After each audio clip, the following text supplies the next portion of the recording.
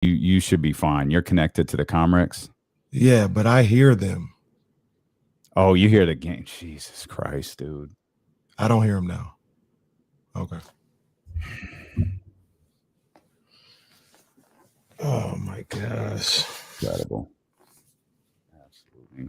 Hey, welcome to Tuesday, where it's as big of a shit show as Mondays are. Man. Oh, leave them out there. They'll figure it out themselves. They figured it out for the last 2 years. We'll figure it out for themselves. That shit crazy, bro. Crazy. Hope y'all had a good weekend. That don't make no sense. Hey, real quick on a lighter note, can you explain what the CM Punk thing is all about? Ooh, probably not in a minute.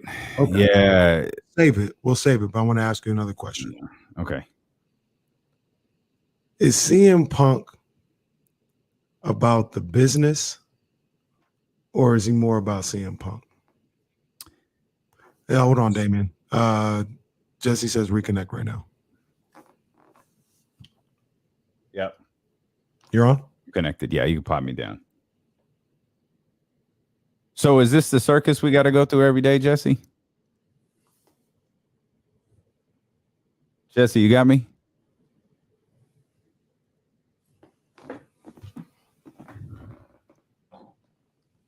Can you hear me, Jesse? Jesse.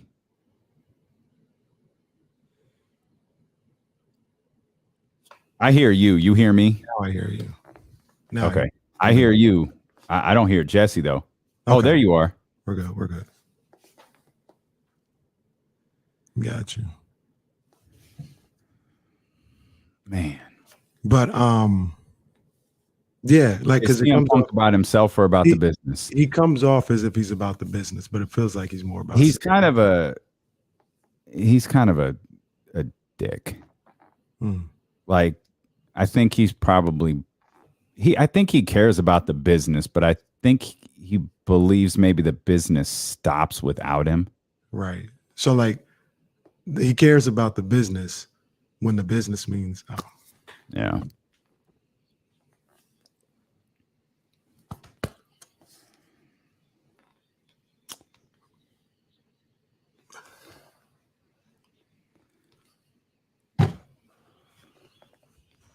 What's good, baby? Hope you had a wonderful weekend. I hope you're staying cool today. You can't break my soul. You can't break my soul. You can't break it. To everybody, I just fell in love. I just quit my job. Every day. Every day, someone gonna try to break you. Every single day. Y'all just don't know. Hey, yeah, y'all just don't know, man. When I say I was biting my tongue this morning, boy, I was biting my tongue this morning. They had a meeting and they was talking about here's what we expect, blah, blah, blah, blah, blah. It's like, boy, we should really talk about some of the things that you're saying out loud right now, but. That's true, man. They be trying to break us, but we here. Can't break our soul, man. We here with you. Hopefully, everybody listening to this is working indoors with some water or some lemonade or some air conditioning and all of the above or whatever it is, man.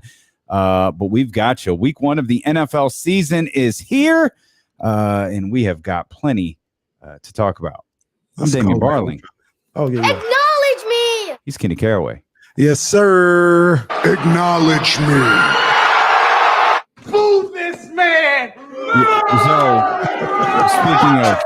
speaking of boo this man, I forgot with the time change that the Castle thing came on early. So I got an alert that Dom finally turned on Rey Mysterio. I was like, yo, I forgot this was on. Grabbed the remote, went over to the clash at the Castle, wanted to see Roman. I tuned in time to see Roman shaking hands with your boy, Tyson Fury. And I was like, yo, what happened here? So I was like, yo, I'm about to get on this. I went and grabbed the iPad, came to sit down. And when I got back, Tyson Fury was singing. him and Drew McIntyre were singing songs to the crowd, and I just decided in that moment, whatever happened wasn't that important, and I turned it off. Ronda Rousey, Oscar De La Hoya, Tyson Fury. You want a real hate list, David? Dr. David? Ronda Rousey, Oscar De La Hoya, Tyson Fury. Whatever. I have no idea what went on that show or if it was any good. I don't know either. I saw he punched Austin Theory when he was going to cash in, and they had some guy from NXT keep Roman from losing. But it was one of the. That was like the third Uso. Yeah, I didn't even realize it was the third Uso. I just thought it was a Uso. I was like, wait, I can't tell which one that is. It was because it was neither one of them. It was just a whole new one. So yeah, that was my experience with Clash at the Castle. What day was that? I think that was Saturday. So I missed all of that.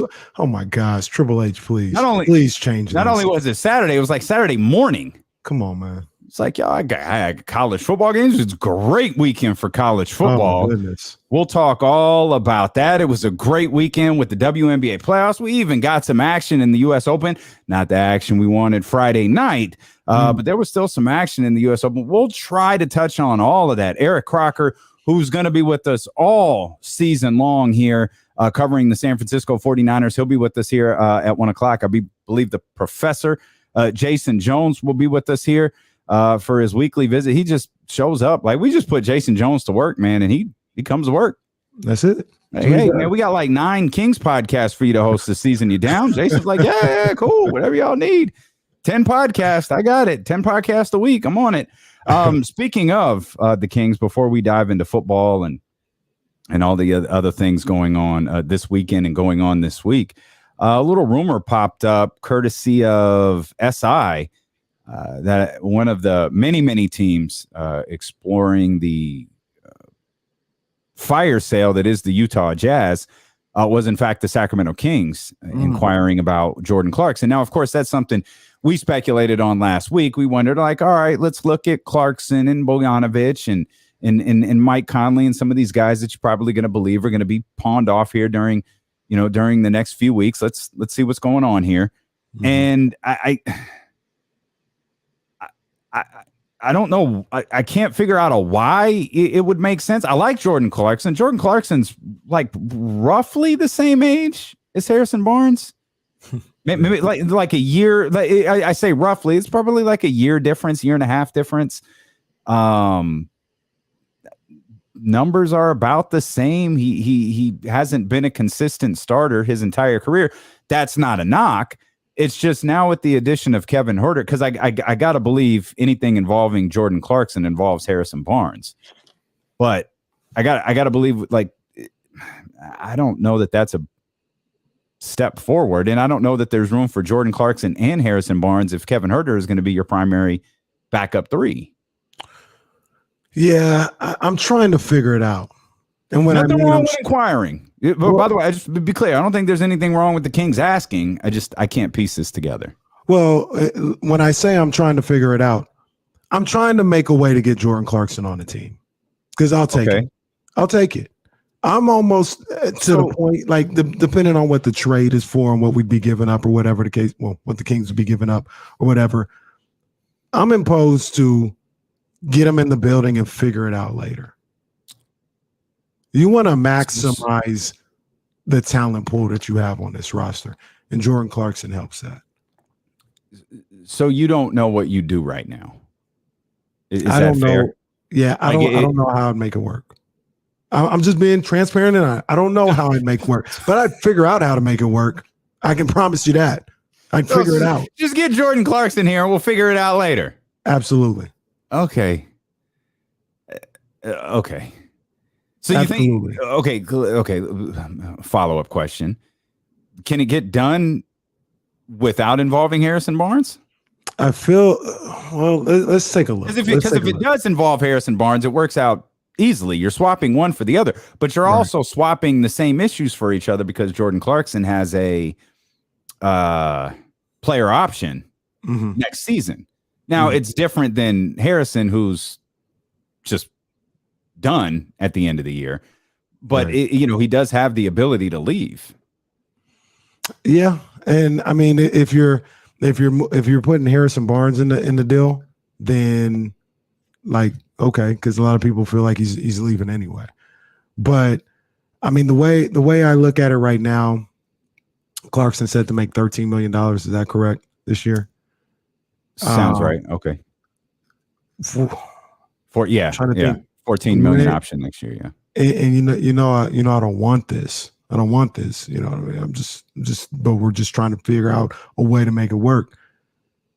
Is Alex Lynn, and Future Davis, is that enough? Contractually, they both make $4 million. That's $8 I mean, million. I think that is that enough to get there? I think the only thing Utah cares about is that expires. Yeah, it works. I mean, I think that's probably the appeal of Harrison Barnes too. Is it expires? But if you're going to trade Harrison Barnes, if you're Sacramento, I don't know that you'd want to do it for a player who puts you in the same exact situation you'd be in, or not the same exact situation, but a very, very, very, very, very similar situation as you'd be in if you just kept Harrison Barnes, which is the ability for the player to be gone the next season. And then there's the tried and true belief that Harrison Barnes is going to be a commodity for somebody later on in the season as the season progresses, and that team feels like we're just one. We just need a difference maker. We're one player away who could. We just need that veteran presence. We just need a little bit more help here. It's Harrison Barnes' name is going to be mentioned with all of those from now until February. Yeah, absolutely. And Eli moves or whatever, and I'm not getting at him and Shill. They're going to talk about Jared Vanderbilt. I had people on Twitter talking about Jared Vanderbilt. Why would Utah do that? Like, why? Like, yeah, I'd like to get Zion Williamson here. I'd like to get Brandon Ingram here in Sacramento. Why would they do that? Jared Vanderbilt is young. He's cheap. Like, let's just think about it for a second. Why would Utah do that? Utah is trying to lose games, and they're trying to be as cheap as possible. But they would, to hell with Jordan Clarkson. We need to get Jared Vanderbilt. All right. Okay. I know. I agree. I don't think you're wrong. I don't think you're wrong, guys. Anybody who said that, I don't think you're wrong. But I ask yourself, why would Danny Ainge and Utah do that? So let's cut that out right now. Yes, we would all want Vanderbilt. He's not on the trading block. You can't get him. Why are you trying to break everyone's soul 10 minutes into the show? Jesse made the contracts work, by the way. His future, Alex Lynn, and Freeport. It's interesting. All expiring deals. Yeah. You're probably gonna have to put like at least a second round pick in there too. I'm thinking. For Clarkson? Yeah, I mean, a second round pick from them. We would have to give a second. So once again, in the theme of why would they do that? If Clarkson's maybe it's to lose games, right? But Clarkson coming off anyway. But he's not. But he is. But he's not. Like, it's a player option. It's a risk. Okay. It's a player option. So that's right. I mean, it's 14. Yeah, it's 14 million. I don't feel like Clarkson would have a difficult time finding that on the market. However, you're the Utah Jazz. You're out there the first 10 games of the season. Clarkson gets hurt. Now it's a situation where I'm opting in. I'm taking that 14 million. Right. I gotta get myself right. So again, they're all risks, right? Calculated risks from Jordan Clarkson's part, from the Utah Jazz's part. But I'm not. You, Jill Adge, James Ham, you guys covet second round picks far more than I do. If they want to trade a second round pick too, I don't. I don't covet it. I'm just saying that's what they would ask for. Oh, okay. Well, you like can in have that particular case, if that's what it takes to get Jordan Clarkson, and you keep Harrison Barnes, and it takes that group of players, even though, shout out Freeport, shout out TD, those are my guys. Yeah. But we don't know how this is going to work yet. Are we going to keep Alex Lynn primarily at the 2? Alex Lynn at the 2? I mean, sorry, Kevin Huerter. Sorry, Alex Lynn's gone. Kevin Huerter. We sure. Keep Kevin Huerter primarily at the 2 because we got rid of Future, so Future has no future here. So we'll never get to know if that worked. I see you working. I wasn't trying. That was unintentional stupidity right there. We'll come back. We're just getting started. We'll talk more Kings basketball. We'll talk 49ers football. We are here. Week 1 of the NFL season is just a couple of days away. Let's go. We've got our Ceiling is the Roof performance of the night as well. So much more ahead. We're just getting started. Estilo and KC, brought to you by McQueen and the Violet Fog, the smoothest gin in the world, handcrafted in Brazil, here on Sacramento Sports Leader, ESPN 1320.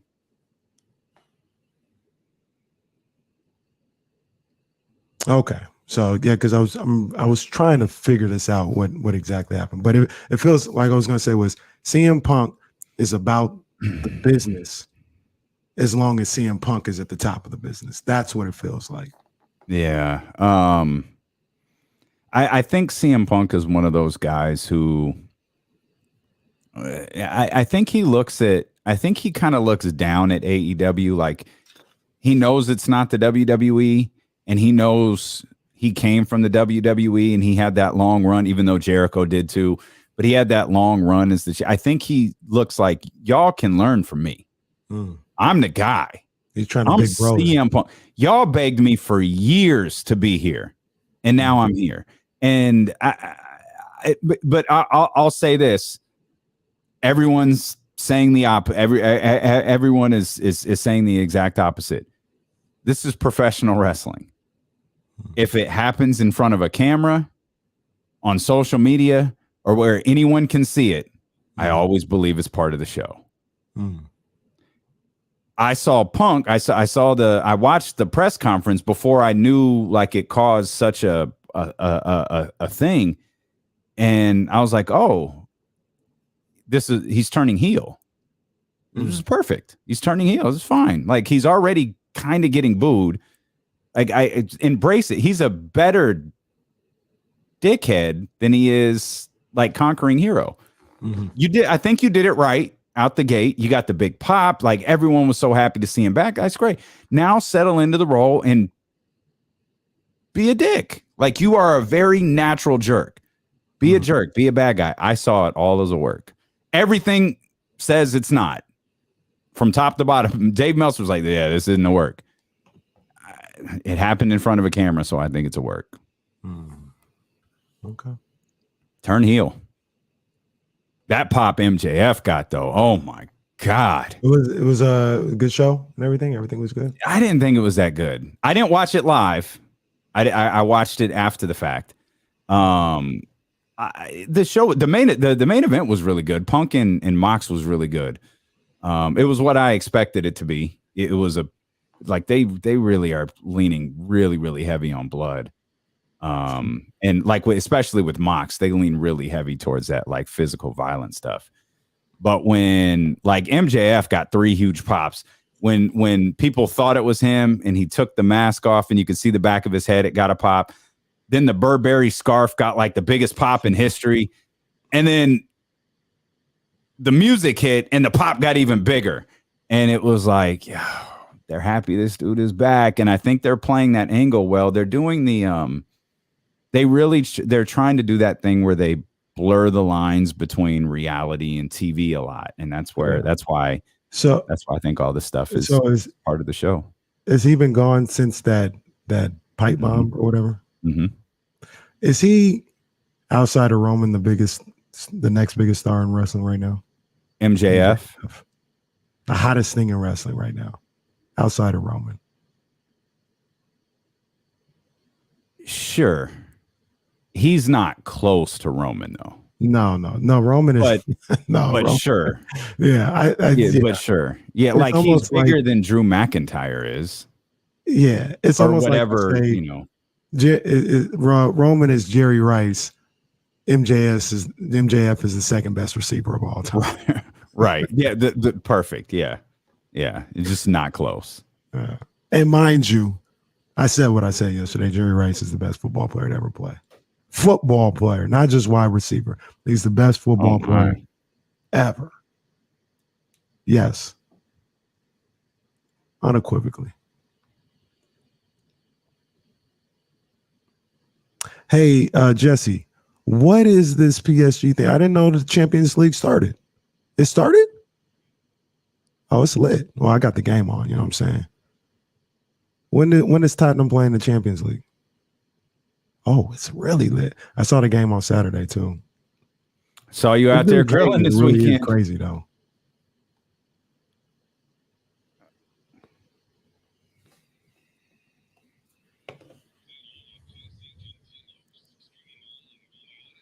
So Kenny the Grill Master out Moves were made.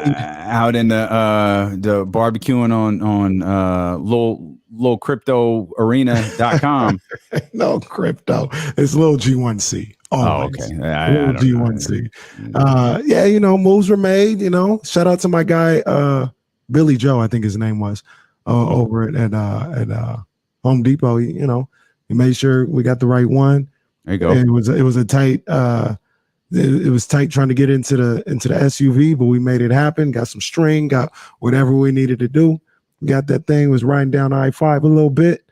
And yeah, you know, was on the grill doing my thing.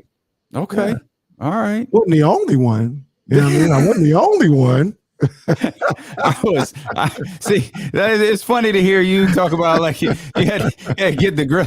I had to take the grill I got out of the box and put it in the car piece by piece, because I don't have an SUV. I just got a little old car. And the guy, shouted, my guy at Home Depot was like, whew, okay, let's take the box off. So we took the box off and saw everything was like individually wrapped. So we start throwing stuff in the trunk, and then comes the final piece. And I can't express how big of a jerk I feel like trying to get the last big piece into this car. And this guy's like, we got to be really careful because I don't want to scratch the seats. And it was like, it's all right. Like, can we get this thing through? And we're moving stuff around, and the whole thing is empty. And now there's nothing I can do. I'm not putting this box together one way or another. I'm getting this thing home.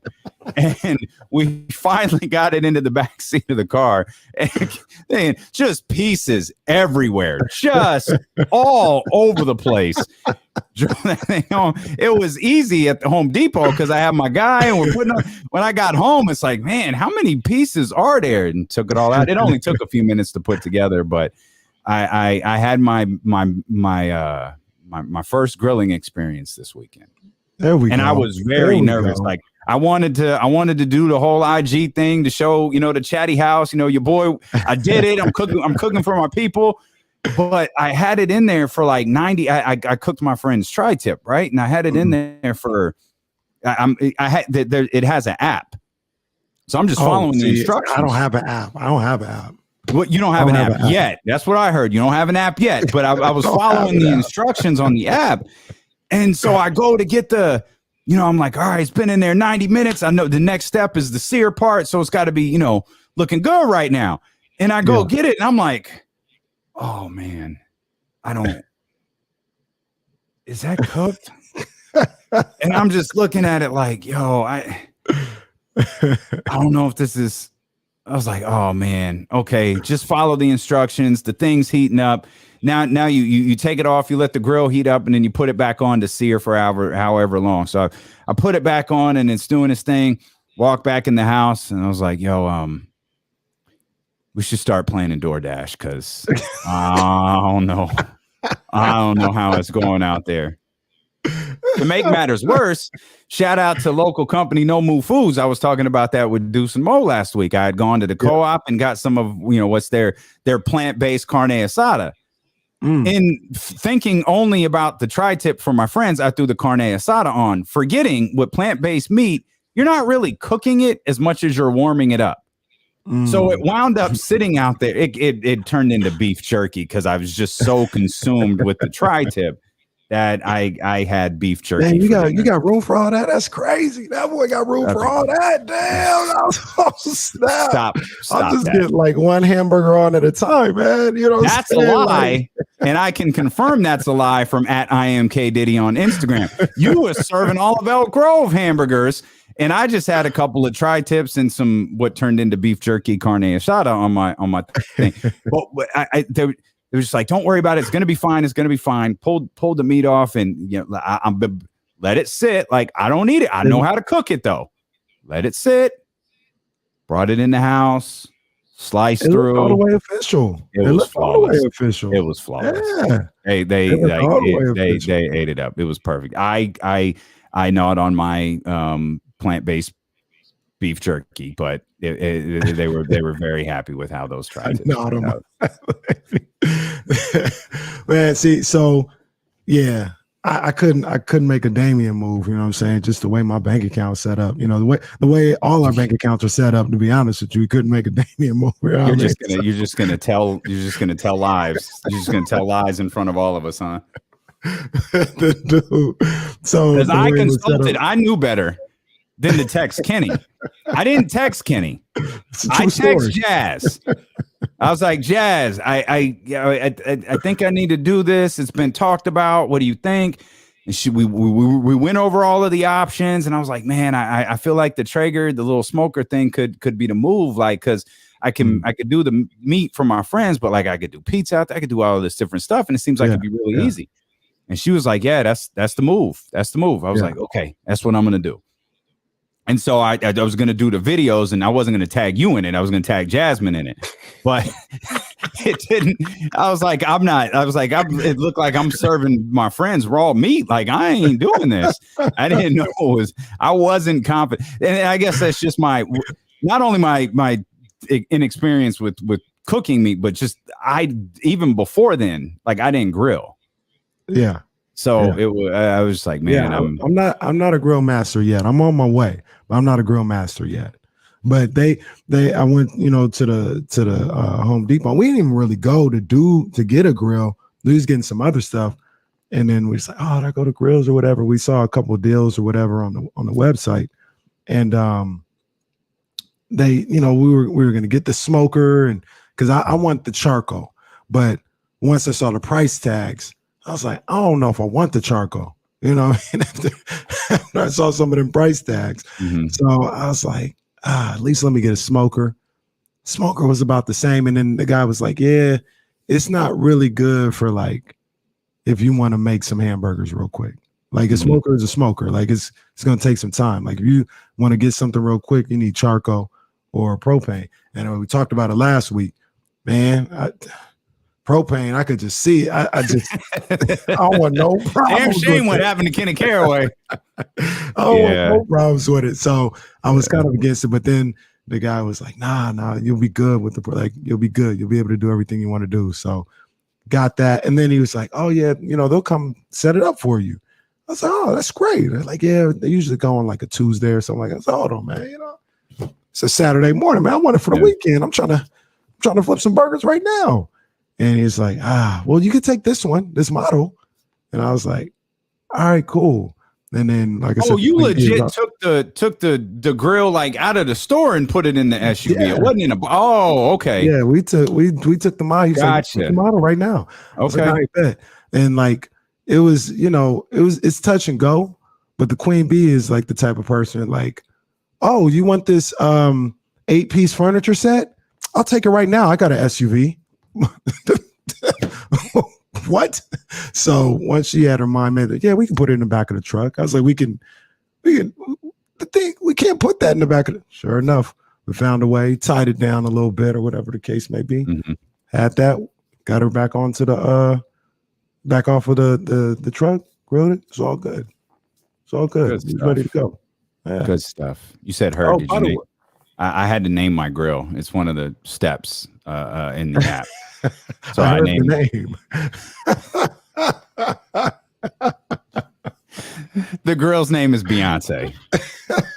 Since we fired it up on Beyonce's birthday, I decided the girl's name is Beyonce, and I refuse to acknowledge anyone who would talk about the girl but wouldn't call her by her name. Like, you will call that girl Beyonce. That's hilarious. When the alarm goes off, so Beyonce's ready. And I'm like, all right, go out. Beyonce's ready. That's what it says. That was cracking me up when I heard that.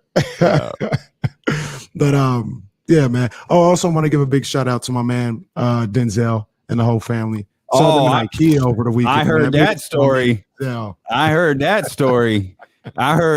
Kenny getting stopped in the middle of IKEA, much to the horror of the people who were with Kenny. I was like, man, hey, Jazz, you got to get used to it. KC a star.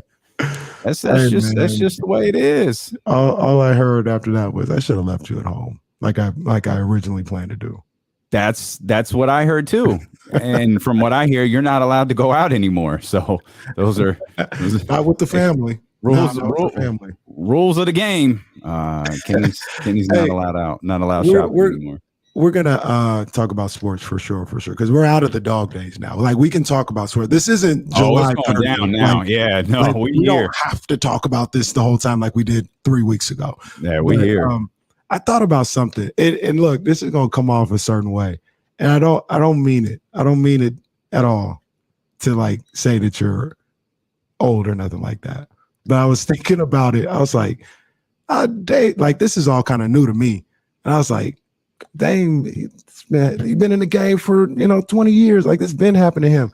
And then I thought about it, and I was like, no shade or nothing like that, but social media wasn't around. So like for instance, I didn't know what Davey D looked like forever. I didn't know what Ebro looked like forever. So like, when did that happen to you when you were like on KSFM? Did people know what you look like? Yeah. Well, back then you were out a lot more than we are now. Like the dynamics of our industry are a little bit different. So you were out. You were in those streets a lot back then. But yeah, it like you never get like me. I never get used to it. Like when someone says something, like it's always jarring. Yeah. It happened in New York at the airport. They do this dude in New York. Oh, snap. Calm down. We were going. Crazy. This is crazy. Stop it. We were going to the gate where the flight to Sacramento was. Someone on the flight, like, yo, it was someone I went to high school with. It was like, hey, it's the world famous D-Lo. I was like, yo, what? And started talking for a minute, but like, no, we had gone to high school together. But like, that's JFK. That's crazy, bro. This dude is he a star. They know him at JFK. You don't get you never get used to it. It's always like because even like with us, we're at the house, we're talking to each other. We're looking at even when we're in the studio. Yeah. It's still just us. It's not like the whole shit. It's not like D-Lo and KC is taped in front of a live studio audience. Like it's still it always coming soon though. Live shows coming soon. Okay, like we doing live shows at some point. I hope so. I.e. like Brilliant Idiots, like Joe Budden. Like we're gonna be a Memorial Auditorium one night. Oh, show. Okay. Just me and Damien ain't even talked about it, but I just know where this is going. It is what it is. A live show. Well, yeah, when you getting stopped at IKEA, like absolutely, it's going down. Absolutely. 916. Make note of this. The new phone number 916-909-1320. You're going to need that all year long. Again, 916-909-1320. Deebo Samuel said he's good. Whatever that bruise on the back of his knee was, no problem. He's going to be ready to go Sunday. By the way, you should put this out there in the universe. Marshall Harris will be with us tomorrow. Hey. Marshall Harris of CBS Chicago will be with us. Tomorrow is the 49ers. Get ready for the Bears week 1. And Deebo said, hey, all good. I'm ready to rock. Let's go, man. Let's go. Hey, the time is now. It's time. That we've had off season, we've had a lot of talking back and forth and all this other stuff. That's fine, but now the time is here, and I think this Niners team is ready. I think they're ready. They make no bones about it. This is gonna be a contradiction of some sorts, but they don't have to win a title this year. They don't have to do that, but the window is now open. I talked about this earlier in the summer. The window is open. We talked about all the skill guys and everybody that you have locked up for the next 3 to 4 years. This is your team. The window's open. Now is the time to start taking advantage of that. Like I said, I'm never going to be the type to be like, oh, they didn't win this year. It's okay. They'll be better next year and they'll win. No, if you have an opportunity to win, you need to cash in that money in the bank. Mm-hmm. But the window has opened starting now. Now, this is the time. We're gonna skew ultra positive here as the show, moves along. We've got some things we can talk about with Trey Lance and stuff like that. But what could derail this season? Injury. Knowing the way. Okay, that's it. Nothing else. There's no situation where the key players play 14 plus games and this season goes bad. No. Unequivocally, no. They're loaded roster wise. They have supreme talent. The talent is entering its prime or in its prime right now. If everybody stays healthy, there's no doubt in my mind this is a playoff team, and this is a team that can win a Super Bowl. I think Debo feels the same way. He said the 49ers are as good as they want to be, and I know sometimes, those types of quotes get an eye roll from media, but I understand exactly what he means. He was like, if we're locked in and we're focused and we're doing our job, I think it was the line that you were talking about right there. This is as talented of a roster as there is in the National Football League. And if we channel that the right way, nothing's going to stop us. Debo's one of those guys I think a lot of people are expecting a lot from. But, man, Brandon Ayuk's name is really being referenced a lot as as some form of like a breakout player. A surprise player, a player moving up the charts. Like he is being referenced a ton, not just by local media, but by national media as a player to watch on the San Francisco 49ers team. Yeah, man. And a lot of people feel like he's gonna break out and have this big superstar turning year, like turns into some type of superstar, one of the top receivers in the game. I can see it. I can absolutely see it. With the way he's going to be a focal point in that offense. Also, the way offenses or defenses are going to have to make a decision. Somebody's going to be one-on-one, whether it's Ayuk, Debo, or George Kittle. And then if they get into having 3 wide receivers out there, who's going to guard Ray McCloud? So I could see plenty of times where there's going to be a situation where they're going to have to pick their poison. And if they decide to go one-on-one with Ayuk, he's shown, especially during this training camp, he's ready for all those one-on-one battles. He's ready for all of them. Like he's going to get open. The combination of his skill set and Kyle drawing something up, I could see him a really big year. I could see him having a bigger year than Debo. Interesting. Okay. So we're talking about Ayuk. Debo, you mentioned Ray McCloud right there. I mean, we haven't even factored George Kittle into all of this. Different position, but still a pass catcher. How much of their success, and we'll talk to Eric Crocker about this at the top of the hour as well, how much of their success is dependent on what that running game is able to do and perhaps what that offensive line is able to do? I think all of it. Or the majority of it, because Kyle Shanahan, the way he likes to play football, we know what it is. Everything is predicated on being able to run the football. So if they can't run the football effectively, or they can't get Trey Lance time in the pocket and time to deliver the football to these guys, then it all falls down. Kanye West, Selena Johnson, or Lauryn Hill, take your pick. But it all falls down. And it's imperative that they're able to run the football for what they want to do. It sets everything up. If they can run the football, see, I guess maybe this isn't ironic. Maybe this isn't brain surgery or anything like that.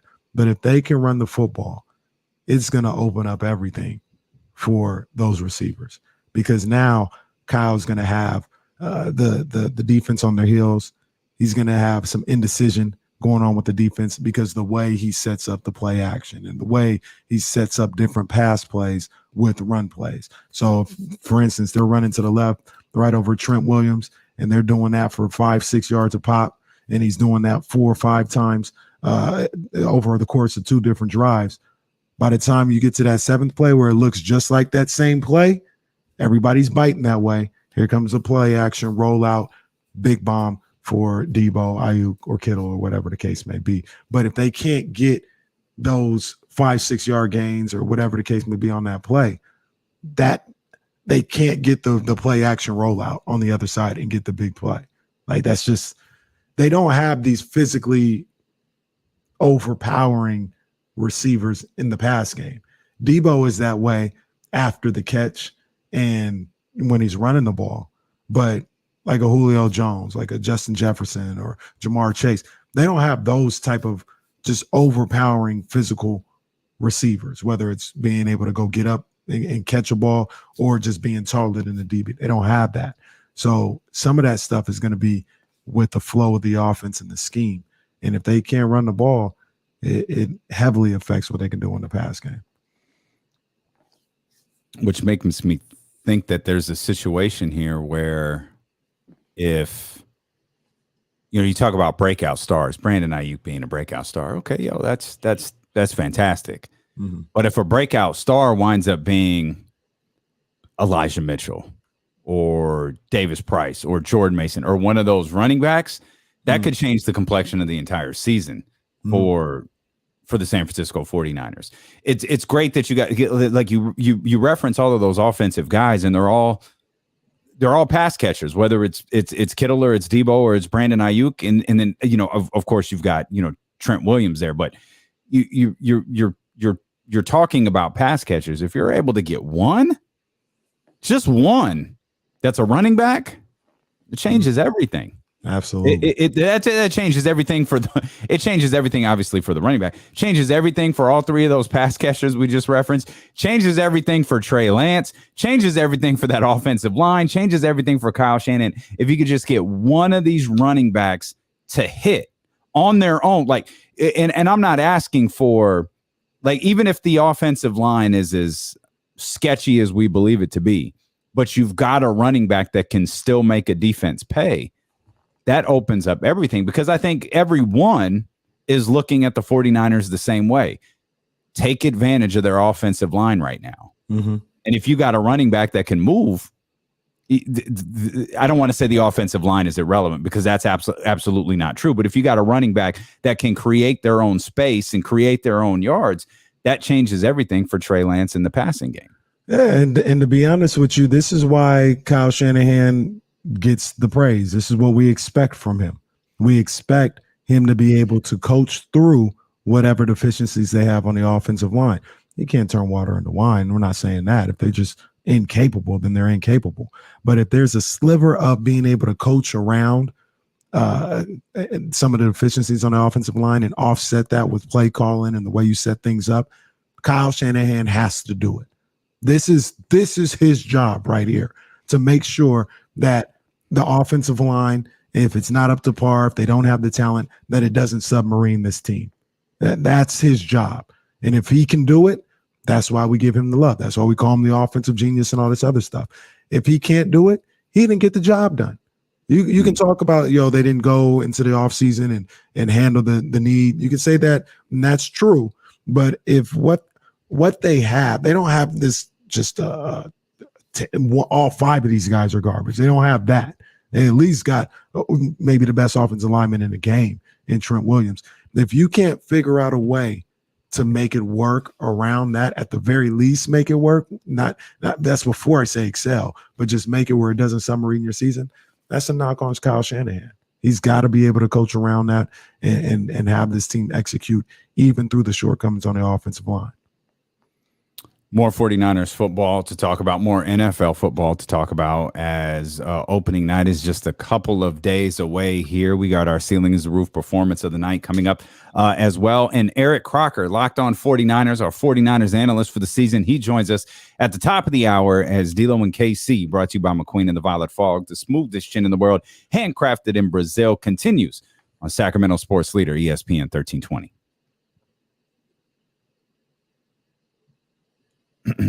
That's crazy, Jesse. They tried to sneak the Champions League on me, man. I thought this was starting in like December or something like that.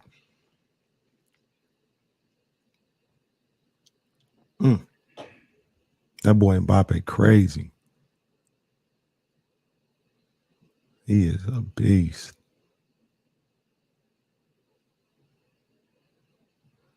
Did you see that post I put up last night from Double XL? I saw the tweet this morning. I didn't get a chance to read the. What it was just funny. I was reading up on life after death, and I was like, man, I got caught up in the ads. I was looking at the ads like, yo, this is crazy. Like Carl Kanai ads and fake jewelry and all of this different stuff. And then there was an album review for the College Dropout. I was like, yo, okay. XL. I don't think he got 5 mics in the source either. Like I don't think the people who were grading these things, they didn't immediately say like classic. Mm-hmm. I think the public were like, yo, this is dope. This is like really dope. But I even think even with that, it took a while for like the public to be like, yo, this is one of the great albums of all time. I think it's hard to on people a little bit. I think it's hard to judge an album when it's first dropped. Yeah. I mean, it takes a few. You can't do that. You can't, in my opinion, you can't do that. I mean, maybe there are some when you just know, like on first listen, oh, this is gonna be timeless. But it's no different than sports guys giving out draft grades right out the gate. You know, like that's part of this, part of what you got to do with a magazine. So I get it, but you look back and it's like, yeah, some albums legitimately do get better, but get better in time. Mm-hmm. Even when they're really, really good. Like I thought Renaissance was really good when I heard it. The second time I listened to it, it was like, yo, oh my God, yo, this is dope. Yeah.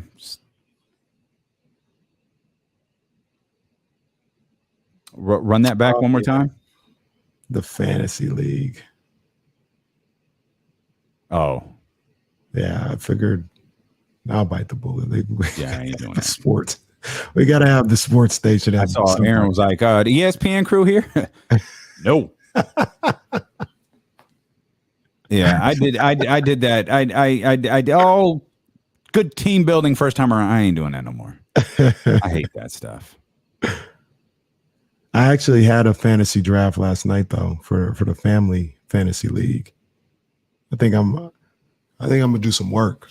Let me read the team off to you guys while we're on the, and for all the people listening, tell me what you think about this team. I think I did some work here. I think I did some work. My quarterback is Herbert. My running back, Josh Jacobs, Edwards-Helaire. Where is it at? Let me get my roster up. Where's my roster at? Okay. My running back is Josh Jacobs, Edwards-Helaire, wide receiver DK, wide receiver Debo, tight end Hawkinson. My flex guy is Devontae Smith. And I got McPherson as the kicker and the 49ers defense. On the bench, I got Trevor Lawrence, Raheem Mostert, Claypool, Landry, Valdez-Scantling, and some tight end Thomas from the Commanders. I don't know. I think the team might be able to go. I know. So look, Rob W says my running backs are going to struggle. I know. I did put DK on the trading block. I was like, I'm looking for a wide receiver. I'm looking for a running back. Brian, I think there's about 12 teams in the league or something like that. Maybe even more, maybe 16. Jesse, you don't do fantasy, do you? Oh my gosh. I didn't know that. Okay. Yo, we got to get our picks in too for week 1. We got to get those in before Thursday. If you're in the D-Lo and KC Pick'em League, you got to get your picks in by Thursday. We will be sending out daily reminders, not just for you, but for each other. So we'll be sending those out there. If you're not a part of the D-Lo and KC Pick'em League yet, KC, you put another tweet out with the link attached to it. I'm gonna send that out maybe during the show, but for sure after the show. Okay. At I am K Diddy. Make sure you're following him there. And you've got all the way until, Thursday at kickoff time to be a part of the league, and you want to start making your picks. I think Jesse took the first 3 weeks off last year and managed to crawl his way back into contention. But that seemed to be the number one issue with last year's league is we often forgot to make the picks. That will not be the case this year. No, sir. Because I'm going for the gusto. I'm winning this thing. Damn it. Well, we'll see. Not that there are prizes attached to this, but you might receive a very exclusive off-white D-Lo and KC hoodie from DLoandKC.com. Again, it's not a prize. It's just something we send to the person who happens to finish with the highest score in the league. Again, not related, not a prize, just something that winds up happening here as part of the D-Lo and KC Pick'em League. Just something, you know what I mean? I was looking at this, the homepage right now for the Pick'em League, and they got, I guess it's CBS, and they got the power rankings for the NFL. These things are kind of laughable. All right, the 49ers are 10, by the way. Okay. Buffalo's 1. Green Bay is 2. Yeah, see, we'll talk about that later. That's a damn shame. We'll talk about it later. Go ahead. Yeah, we'll talk about it later. That's a damn shame. Chiefs are 3. Rams are 4. Bengals are 5. Saints 6. Bucks 7. Whoa. Back up. Mm-hmm. Who was 6th? The Saints. You said these are power rankings? Yes, sir. The New Orleans Saints? That's why I said this is laughable. This is laughable. Yeah, 6th in the NFL? 6th in the NFL. I don't know who's ranking, who specifically said it, but this is CBS's. I'm sleeping. The Saints? The Saints, bro. Wow. Okay. Buccaneers are 7. Eagles are 8. Chargers are 9. Niners are 10. What? Wow. These power rankings are garbage. Wow. The Saints at 6. You said Philly was 8? Philly's 8. I'm not hating on Philadelphia, but man, did they decide whether they like Jalen yet or not? Yeah. That's the thing that makes me question this. I hear a lot of people, I talked about it last week, a lot of people talking about, the Eagles are stacked, the roster's, so deep. I think it's cool. Maybe I'm missing. I think it's a good roster. But I don't really look at it as like being super stacked. And then to your point, I don't know about the quarterback at all. I like Jalen. I don't think they do. The Eagles? Yes. You kind of shook me with those power rankings. That's wild. I'm undecided on Jalen right now. I would tell you this. I need to see more from Jalen. That's perfectly fine. I've got to find more power rankings. I just need to, I'm shook. I just found one. What is this? Oh, this is NFL. This is NFL.com. Oh, okay. Buffalo, the Rams, 49ers at 3, Tampa Bay at 4, Bengals at 5, Packers at 6, Kansas City at 7, the Denver Broncos at 8. Wow. The Los Angeles Chargers at 9. Hello. Omar's coming. Baltimore at 10. Now, and there's my Raiders at 11. Let me keep scroll. okay.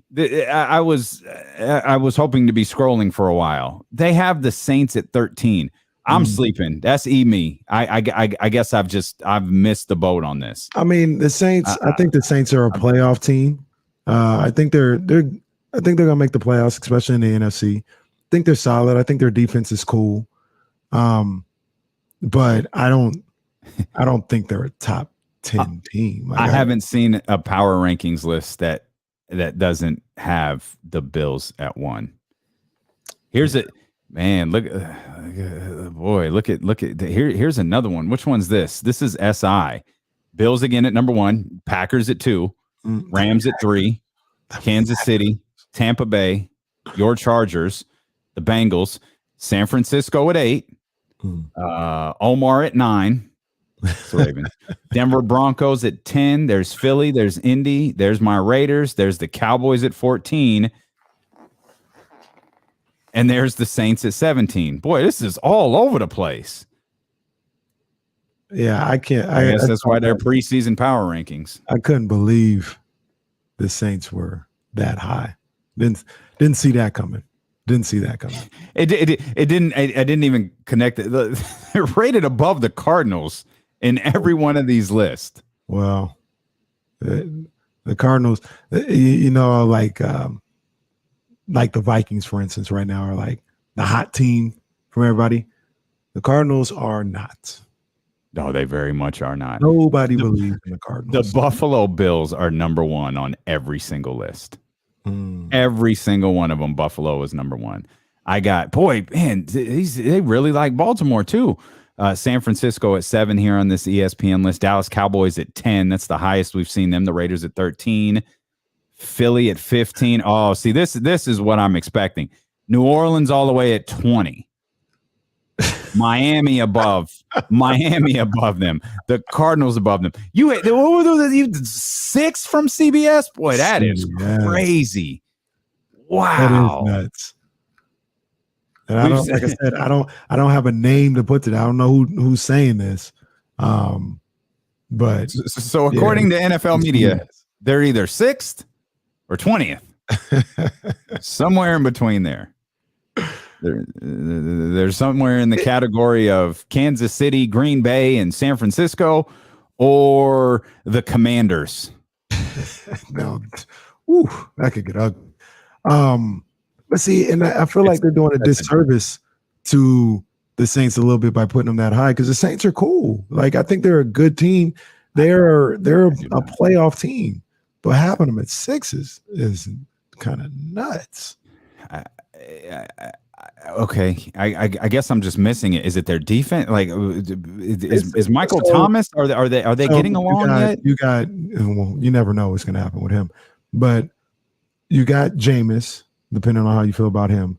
But he's got Kamara, Ingram, Thomas, Landry as weapons. Yeah, in a weak division, and then that's on the offensive end. Defensively, I think they're probably going to have a top 10 defense. Like, if we go off of what we saw from them last year, they had a very good defense last year. So, like I said, they're a cool team, but you have a new coach in there. We don't know what Dennis Allen is. I'm not looking at that roster and Dennis Allen as the coach and being like, yeah, preseason number 6.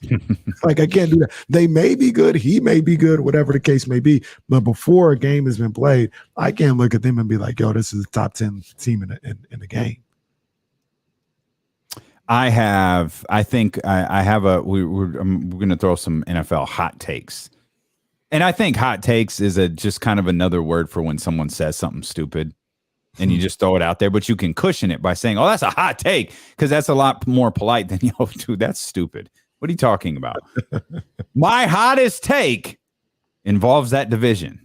I'm going to tell you now, this ain't going to be a 4-day tease like Kenny's offensive line was. We're going to get to it. We're going to get to it later. Secure in the Bagley says, everybody's sleeping on Mac Jones and the Pats. I'm not dead sleep. I'm in my REM sleep on the Pats and Mac Jones. I'm on my REM sleep. Montrezl Harrell signed in with the Philadelphia 76ers. It's a good look for the Sixers. According to Adrian Wojnarowski, Montrezl Harrell, 2-year deal with the Philadelphia 76ers, including a player option in that second year. So Montrezl's situation has been in a little bit of a question mark. Got into a little bit of legal trouble earlier this offseason. So of course, he was in a different state. He wouldn't have been in any trouble at all. So it's just one of those weird things that teams were like, yeah, whatever. Sign it. There's that too. But yeah, back to Skieran Bagley, what he said. The Patriots, no. Patriots ain't making no playoffs this year. Will, all right. They ain't making no playoffs. Will S says, D-Lo trying to claim my Raiders. Stop, fam. No. I have been welcomed into Raider Nation, by the way, for the year. By Amy Trask. So don't tell me that I can't join the crew right there. I've been welcomed into Raider Nation, and we welcome in our man Eric Crocker. What's happening, bro? Oh man, I'm chilling. How y'all doing? Y'all staying safe out there, man? I know the weather's kind of crazy in Cali right now. It's 4,000 degrees outside, bro. It's hot. What was Wayne's album? 400 degrees? Yeah, that's 400 degrees. That's what's going on out here right now. My goodness. I think that was Juvenile. Was that Juvenile or Wayne? I think that was Juvenile. Juvie was 400. Wayne was 500, wasn't he? Okay. Yeah. Or was it the Hot Boys was 500? I can't remember. The block is hot. That was definitely Lil Wayne. Yeah. I don't know, but we're probably going to have a long-term discussion one day about songs that just ended with like a sound. Like that's you in that big body band, huh? Like we probably need to talk about that era of hip hop at some point. That was the best one too. That one. That's a classic. You listen to D-Lo and KC on KIFM West Sacramento 98.5 FM KRXQ HD2 Sacramento ESPN 1320 driven by Lashers Elk Grove Dodge, always live on the free Odyssey app. Official introduction, Eric Crocker from the Locked On 49ers podcast, our unofficial 49ers analyst for this year. We were just going over power rankings for the NFL, and there are teams all over the place, but the San Francisco 49ers consistently referenced in the top 10. As we get underway this week, what do you expect from them? Definitely. I mean, I think that's about right. You look at this roster, we just saw the top 100 players voted on by the actual players, and I don't know how much you put into that, but at the end of the day, the 49ers had 7 players on that list. So just from that standpoint, obviously they have high-level players, and then you start to look at, throughout that roster on guys that aren't even mentioned in that, like the Brandon Ayuks, Travis Ward, Emmanuel Mosley's, guys that can, really play football, Dre Greenlaw, Azeez Al-Shaair. So the 49ers really are loaded with a lot of talent. So, being in the top 10, I don't think that's something to be scoffed at or questioned at all. I think the biggest question mark, obviously, is just what you get out of the quarterback position. But they've been able to win a lot of games without having an elite caliber quarterback. Let's see. That's the big elephant in the room this season is: are they going to get an improvement? Or are they going to get the same or worse from the quarterback position that they've gotten in the last couple of years? And you guys talked about it on your latest episode. I want to hear what you have to say. A lot of people think with Jimmy coming back and all this other stuff that the 49ers are worried about Trey Lance. They didn't see something in training camp, and now they're scared or they're worried about Trey Lance. Crocky, I said right now, and I said it definitively, Jimmy Garoppolo will not play this year due to performance. Okay, make no bones about it. He's not coming in because Trey Lance isn't performing. He may come in because of injury, whatever the case may be. He's not coming in due to performance at all this year. Do you think the 49ers are secretly worried about Trey Lance? I think anytime you go into a season without a lot of information on something, you can be a little worried, right? So that's my way of basically saying you kind of never know. I'd say they feel confident with where Trey Lance is. And obviously, would you like to have more and be more certain about where you're at? Like, sure, but we're talking about a guy who has started 2 games since, 2019 or 2020, whenever he played at North Dakota State. So a lot of inexperience going on there. But I'd say just in the sense of where the team is at and the ability that Trey Lance has, I say that the 49ers definitely are in a really good spot, even with him. So I put it at closer to 10% than 100%. Like you said, like there's a 10% chance due to, Trey Lance just not being able to play. But I don't see that happening. But I give it a small chance. Are you concerned about the offensive line and how that's going to impact Trey's development early in the season? That's definitely something that can hurt a young quarterback, right? I talk a lot about time clocks at the cornerback position. And at the cornerback position, like if you're playing against somebody that's really fast and he beats you off the line, for the rest of that rep, your clock is sped up and all your technique goes out the window. You kind of go into survive mode. So whatever that guy gives you, you're kind of going for it. You're not able to play comfortable. But when you're at the line of scrimmage and you're patient and, you use stepper plays, get your hand on, like you're so comfortable and you're relaxed, when you have a bad offensive line, and guys are getting beat off the edge, that can speed up your clock a little bit. And we saw that against Texans. Now, fortunately for him, he doesn't have Jalen Moore and McKivitz starting at the tackle spots, right? So those guys are getting beat right off the snap, and that's less than ideal. But you saw the effects of it, right? Like kind of missing some reads. And when I say missing reads, I mean just not getting the ball out quick enough, as quick as you need to when your guys get beat that badly. So, yeah, the offensive line, I don't expect it to be bad. You got McGlinchey coming back. You got Trent Williams starting on the left side. I think they continue to kind of build that rapport inside. And even in the Texans game, it was some Sutherland guy playing center. It wasn't who your starting center, Drake Brendel, is. And I don't know how good he is, but I know he's better than this Sutherland guy. So I think the offensive line is in a cool place. I think most teams around the league would tell you that they would like to upgrade at certain spots. Let's go to the other side of the line, the defensive line. And I think these guys are going to be bullies all year long. And the biggest bully may be number 97, Nick Bosa. It's been a lot made about what he could do this year. And I've heard people referencing the fact that last year he was phenomenal and he was rehabbing most of the offseason, trying to get back. Now he's had this offseason to just work on his game and get better. And it wasn't rehabbing, it was improving his skills.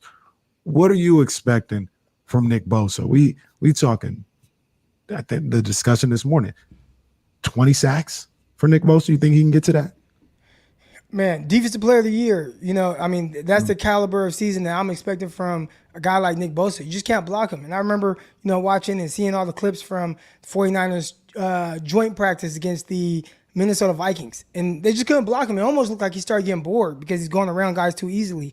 And obviously, week in, week out, that might not necessarily be the case, but he's going to beat up on guys. And he's at the peak of his powers right now. You talked about the offseason. Last year, he was worried about kind of rehabbing and coming into his own. And even then, he still had a tremendous year. I think this season, he's going to be even better. So 20 sacks, definitely not out of the question.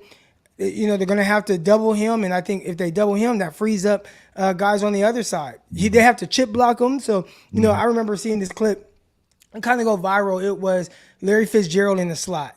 And he goes down and he has to chip block Nick Bosa before he goes out on his route. Where, yeah, that kind of hurts Nick Bosa just in the sense of getting to the quarterback right now. But adding that extra attention to him takes away from somewhere else. So now you have a receiver just not getting into route. You have a defensive back that's more comfortable. And as long as you're solid on the back end, which right now the 49ers look to be, I think you're set up for success. So a big year out of him, but even if there a lot of attention is going to him, that frees up for other guys. Yeah. This is a potential top 3, 4, 5 defense in the league. Yeah.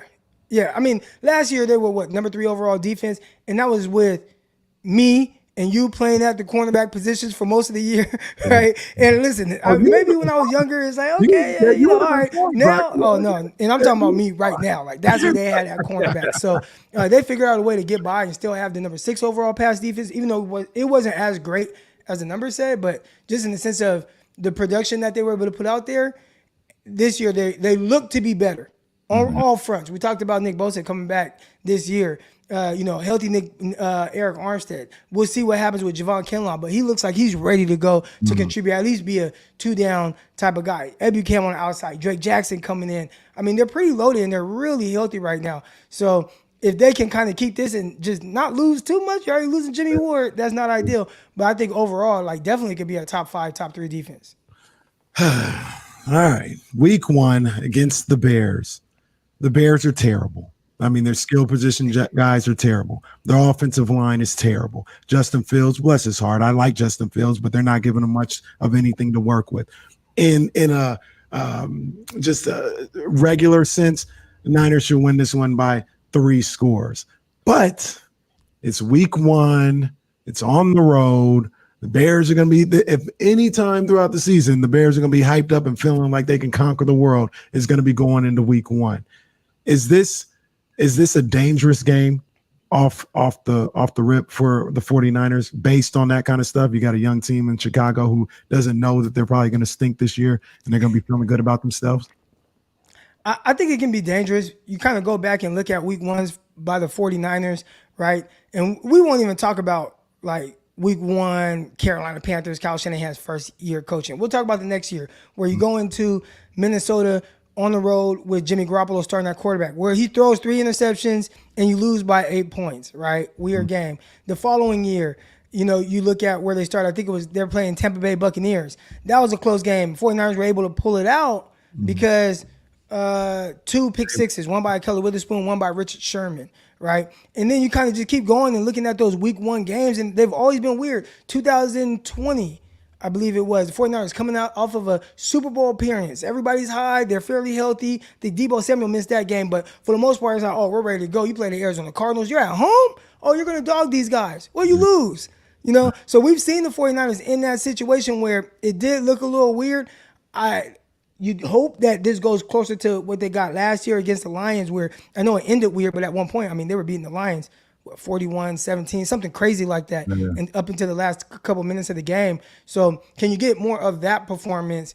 If so, then yeah. But week 1s, they've been extremely weird for the 49ers. And, you talked about some of the talent or lack thereof on the Bears team, but, you got Justin Fields. He's a playmaker. Yeah. And you got a guy, Robert Quinn, on the other side who can make life miserable for quarterbacks. And, is Mike McGlinchey going to be a little rusty? If so, you might have a guy like Quinn Feast. And things like that can force turnovers and really change the dynamic of the game. So 49ers, I expect them to win. By whatever this point spread is, I'd probably add 3 to that. But week 1, man, a lot of weird things can happen, especially on the road. 6.5 was what it was last time. 6.5 for the Niners. What's your hottest 49ers take? My oddest 49er take? Your hottest. Like if I had to give me a hot take on the 49ers. Oh, man. See, I'm not really like a hot takey guy. But, if we're going to go hot takes, I'd say, 49ers in the NFC Championship game again.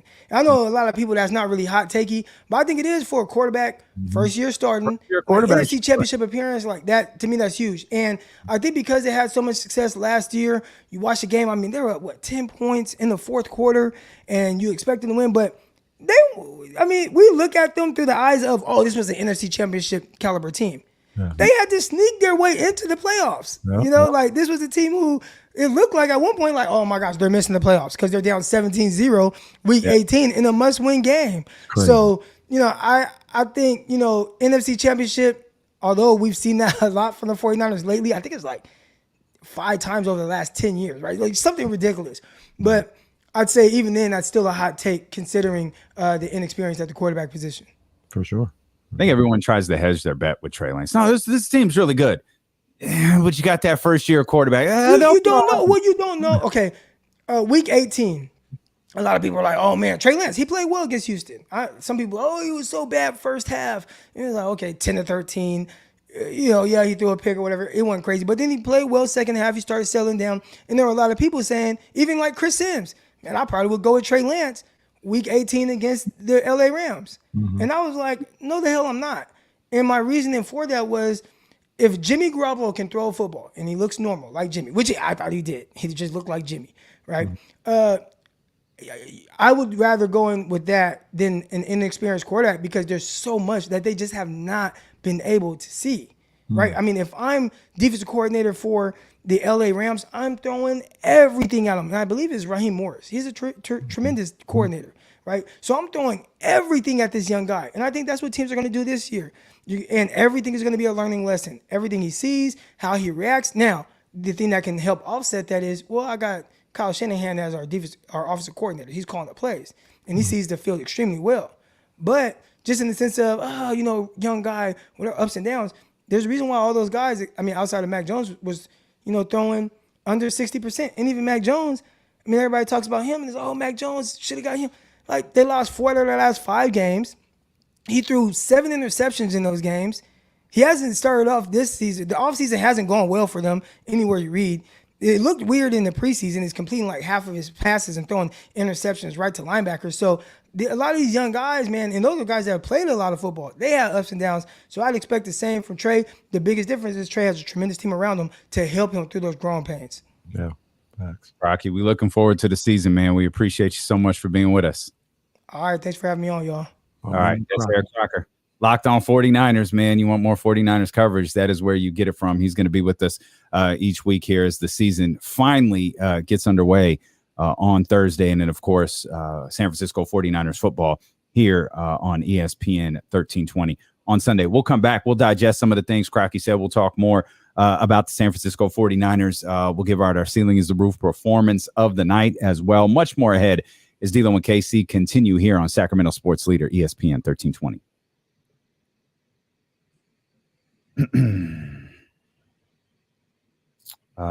Switch back, Casey. Man, Crocky is I love Crocky. He's one of my favorites. Hey Jesse, do me a favor. It could just be in the text message thread or whatever.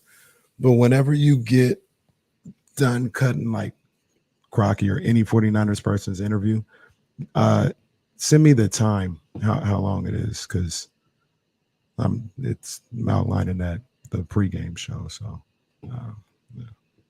Well, you want me? I can create that folder for us, Jesse, to go in that to drop all these 49ers audio things in there. Okay, yeah. Thank you. And we're back to podcasting today. Excellent. Nice. Hey. Did you see the fight at all?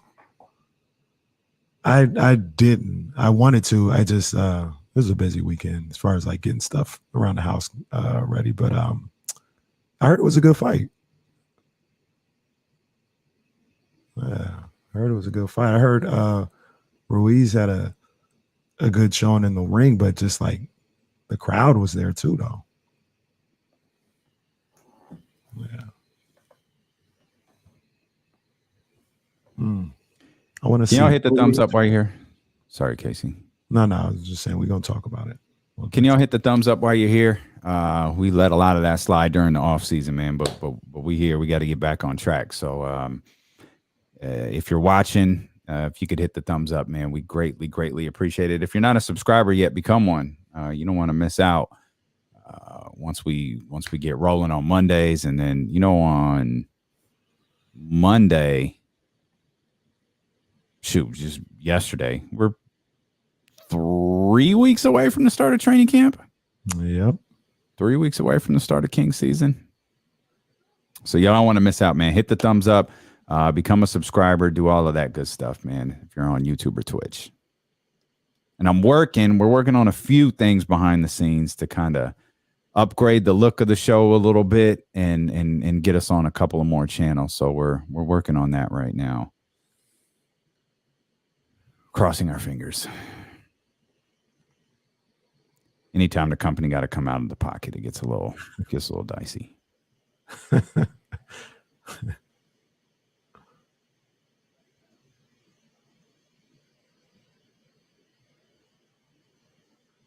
Oh, was it? I did watch. I did watch The Turn. I thought the Dominic stuff went well. I can't. So it really happened. Yeah, they did it, and why did they bought it like why? They bought it like the crowd. The crowd bought it like they were in on it, and it was good. Yeah, they did a good job. I've been waiting for. Yeah, he for a year and a half for this turn, and they wasted on that. He took some frustration out on his dad. Like I just didn't. Yeah, he drilled him. I gotta see it then, man. I gotta see it. I've been waiting literally for a year and a half. Yeah, it was good, and they got the perfect crowd response. It was good. Damn it. I don't know. Maybe it's just me, but they gotta get these things back on Sunday, man.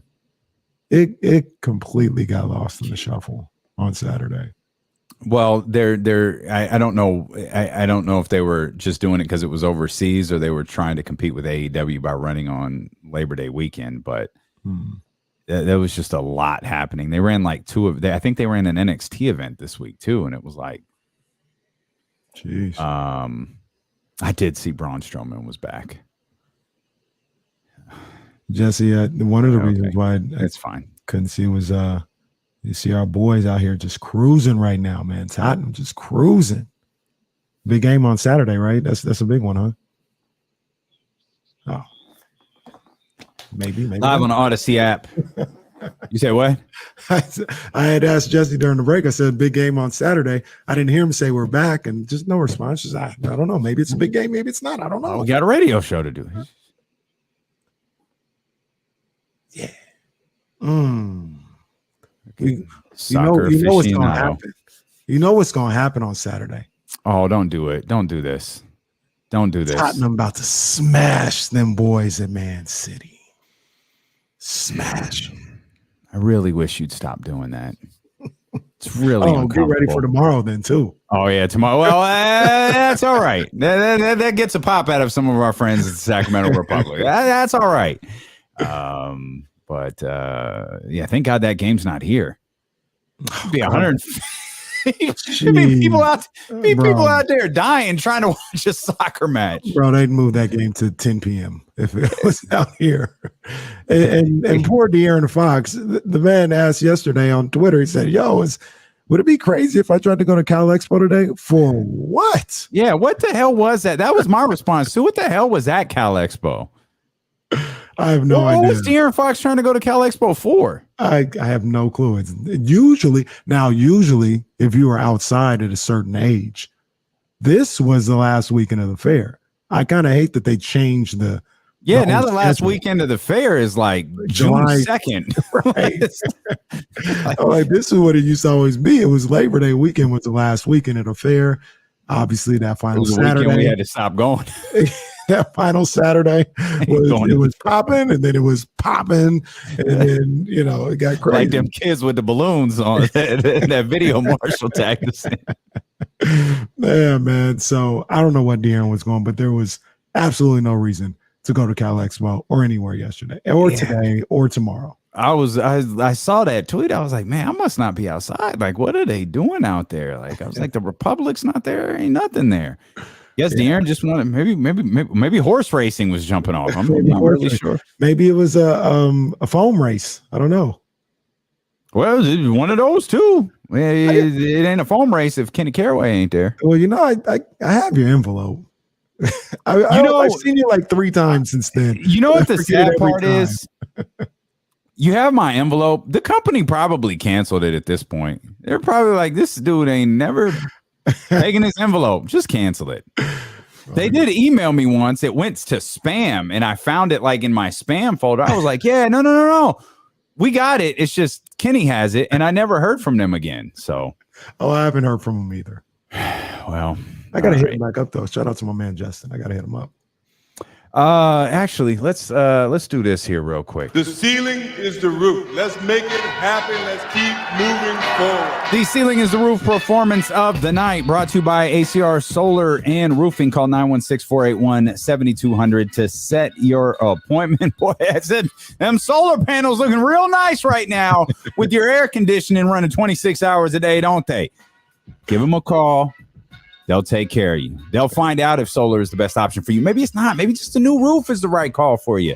916-481-7200. They'll get you set up. Even if you're looking for something smaller like an electric vehicle charger, they got you covered on there. They've got quite a few things that they handle over there at ACR Solar and Roofing. We didn't get the result we wanted on Friday night at the U.S. Open. We'll touch on that in just a second. But we did see an American get a very, very, very rare win. Francis Tiafoe advances to the quarterfinals by beating Rafael Nadal. Rafa was 32-1 against Americans. 32-1 against Americans in majors. He hasn't lost to an American since James Blake in 2005. Wow. Wow. The year the Monarchs won the WNBA championship That's was crazy to put it that way. That was the last time Rafa lost to an American in a major before last night. So Francis gets our Ceiling is the Roof performance of the night, brought to you by ACR Solar and Roofing.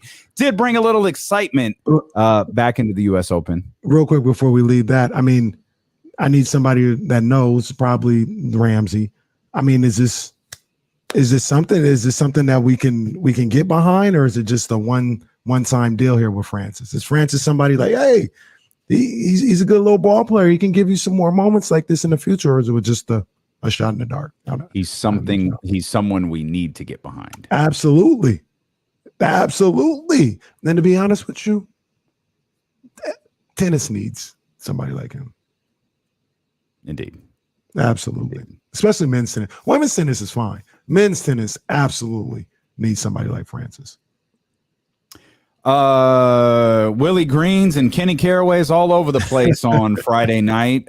Serena Williams lost, and I guess her career came to an end. She hasn't fully committed to this thing, that she's walking away, but the belief is we saw Serena Williams on the court in New York on Friday for the last time. It was a really exciting match, and then of course the end where Serena just refused to give up that final point. It just went on and on and on and on and on and on before the inevitable moment when it does finally come to a conclusion. She seemed to have handled everything well until the moment that she had to thank her sister. Obviously, she got really emotional there, but quite a night there. And then the social media tributes that poured out following was pretty incredible to watch. Yeah, if she had to lose, I mean, that was about as good as you can go out, and we could have expected from Serena. I didn't get a chance to watch it live, so the anxiety that probably was going on from people watching live was crazy, especially in the second set with the tiebreaker or whatever. I went back and watched though the second, not the one where she won the set, the one before where there's a rally going on and she just hits this impossible shot on the right side, and the place went nuts because it was sick. It was nasty right there. It was nothing. The young, what's her name? Asia? I don't know how to pronounce her name, but the other person she was playing, there was nothing that you could do about it. But that was sick. And that gave me chills seeing that. The way she hit that, the way the crowd went crazy, and then she obviously wins the tiebreaker. But man, what a like I said, if she had to lose, that was as good as it gets with losing, with the drama, with having one more great moment. And, I thought it was phenomenal. Obviously, it would have been perfect if she would have won, but I thought the match itself was really good. It didn't feel like she was going to win the tournament, like from jump. Like it just didn't. It didn't feel like it. It felt like it was like. She was just going to be exhausted by the time she got there. And of course, you have the doubles the night before, which did not go well, like at all. And it was, they legitimately looked like two people who hadn't played tennis together in 4 years, which is 100% what they were. Two of the greatest tennis players ever, but still in doubles, you've got to have a certain level of being in sync. And those two definitely did not. And then, really exciting conclusion, at least we think, to Serena Williams' career on Friday. Unfortunately, not a dub, but still fun to watch. Two things. Once again, forgive me because I'm not here to say I'm McEnroe. I don't know who the young lady was as she played, but I thought it was a cool moment after when they were talking to her. And she's just like, I thought she was going to beat me. So, I came and tried to do the best I could. But that was a pretty cool moment. And she ended up advancing again. She's in the quarterfinals now. So good for her. And then did you see that story about what's the lady's name? Margaret Court. I did. About how she kind of came out. It was so bitter. Yeah. It was so bitter. Yeah. It really was. That was for those that didn't see it, she was essentially how come you don't love me? Like she was talking about how much she respects Serena and appreciates Serena. For those who know, Margaret, of course, the woman who holds, like, Serena has what, 23.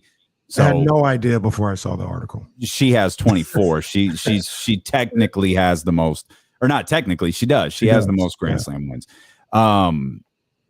But she was like, I have this tremendous respect for Serena, but I don't feel like that respect is reciprocated. Like it was all about her. Like someone clearly had gone to her for her thoughts on Serena, and the article became about, well, people try to diminish what I do and they call it an amateur. She says playing today, and this for those that didn't read it, this is wild. This is clearly, this isn't exclusive to the NBA. She said it's so much easier to play today because there's coaches and therapists and all of these different things, and that stuff didn't. She even points out that she has a better win-loss record after having a baby than Serena Williams does. So it came across as it came across as just terribly bitter in the wake of Serena's retirement. And to be honest with you, like I said, I'm just kind of reading this on the outside looking in of the tennis world. But the way that article came out probably explains why Serena never embraced you. Right. You know what I'm saying? Well, there's a variety of reasons why Serena didn't embrace you. There's a variety of reasons why the entire tennis world ignores you. And it's all there in the article for those who want to read it. Absolutely. I saw that part where she's talking about it was easier to play nowadays. Hey, that's man, wild. Margaret Court walked in my living room right now. I would not know who she was. No disrespect, but I'd be like, please get this Australian lady out of my house. I don't know who she is. Ma'am, are you lost? Do you have one of those life alerts around your neck? Like, why are you standing in my house? Well, make no bones about it. That they could do like a video game, bring the old timer back and put them in the prime and play Serena. Serena will beat the brakes off of Margaret Court. Beat the brakes off of her. Talking about it's easier nowadays. She beat the brakes off of her. That's wild. I have more wins after having a baby than she does. That is just extraordinary.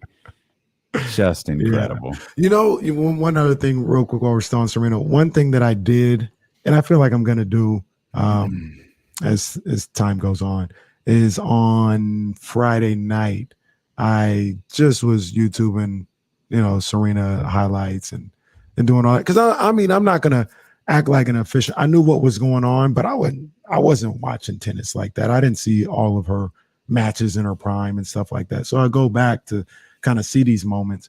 And I think this was like 2000, I don't know, man, 2000, let's just say 6 or 7. I'm not sure, but it was Wimbledon. And somebody had Serena on the ropes like crazy. Like she was down one set already and was in the next set, and she had Serena 3-0 in the second set or whatever. On the ropes, crazy. This young lady would get a point, crowd go nuts. Would go nuts. Serena scored, Serena started to come back, crickets, some boos, things of that nature. And that happened the entire. So I say all that to say, and granted, that's Wimbledon. This was Wimbledon, you said? Yeah. Okay. Wimbledon, not the U.S. Open. I think the U.S. Open has always showed love to Serena, but we see the outpouring of love and everything like that. It makes you forget it wasn't always like that for her during this entire run. Oh, like, people want to act like, oh yeah, we love Serena GOAT. Like there were so many people praying for her downfall while she was at the top of her game, and she had to battle that as well as battle whoever she's playing on the court. And I just like, I wish I could find the match and tweeted out or something. But they were going crazy every time this other lady would get a point. And it was clear. It was clear what time it was. Like they wanted this lady to take down Serena so bad. And that's what she was going up against a lot of the times during that time.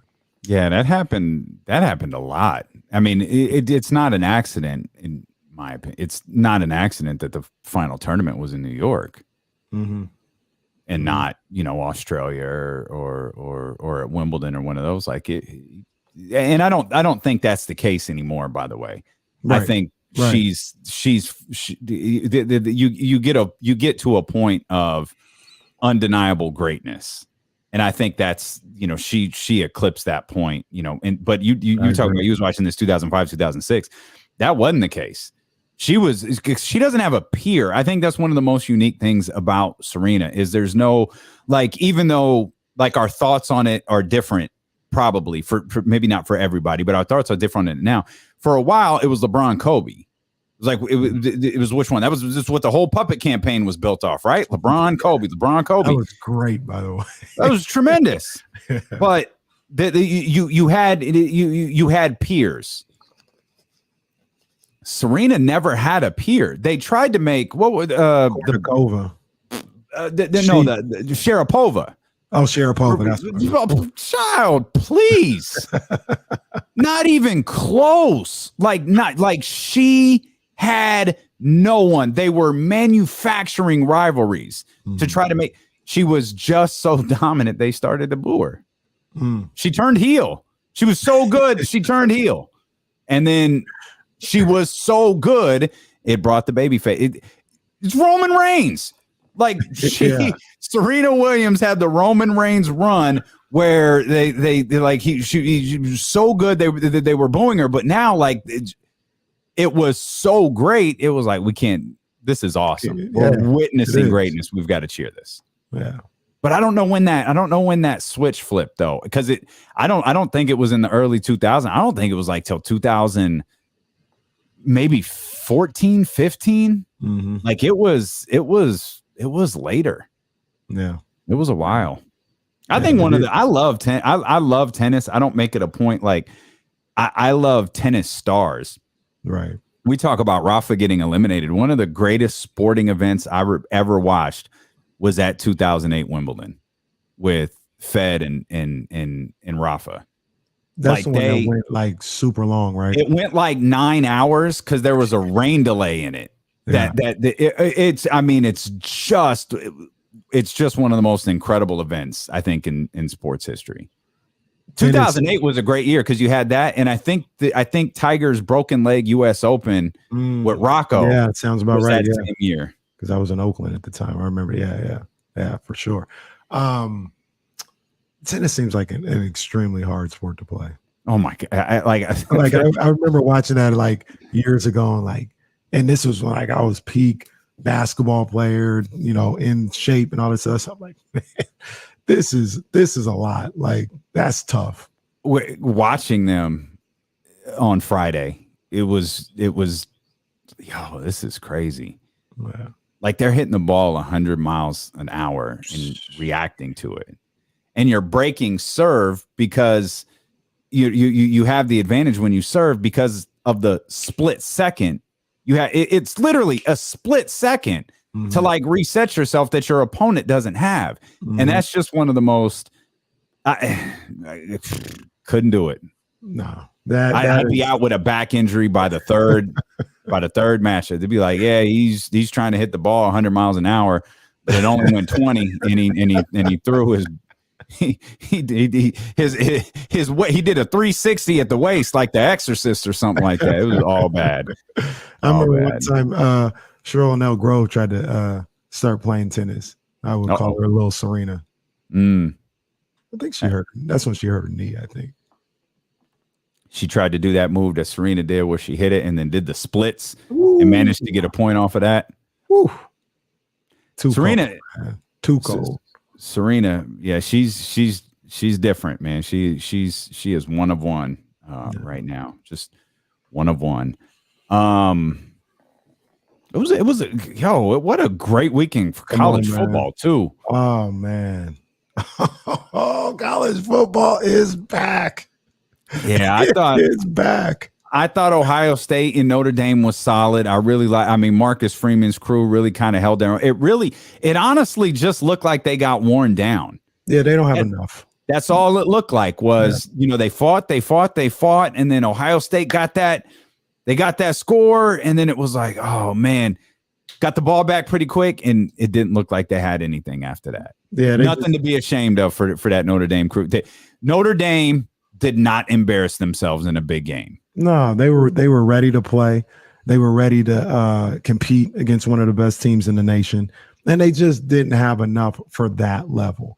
But Marcus Freeman has those guys ready to play, and it was dope to see. It was dope to see. I'm not like by any means, obviously, go blue. I'm not no kind of Notre Dame fan, but I do like Marcus Freeman. That's right. I want to see him succeed over there. So that was cool to see. But that was like the big game of the weekend, and it was the one that we not even close forgot about. Not even close. Like they were cooking. I mean, first of all, I don't even know where to start when you talk about these great games. There was games in the 9 o'clock window that were crazy. The North Carolina game. I think what was oh man, I gotta pull it up because I don't want to speak out of turn, but I think North Carolina gave up like 30 points in the fourth quarter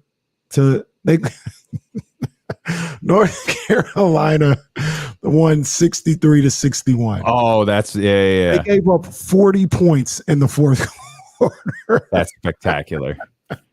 That is absolutely 40 in the fourth quarter, and they needed a stop on a 2-point conversion to keep it from going into overtime. That was crazy, man.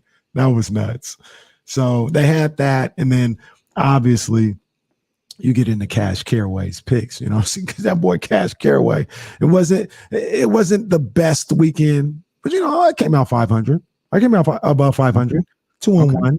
If any San Diego State, I mean, what a disastrous start to that regime that Brady Hoke was the coach before then, but a disastrous start to their new stadium where unfortunately it's one of the great heat waves in the history of California, and they have no shade in their new building.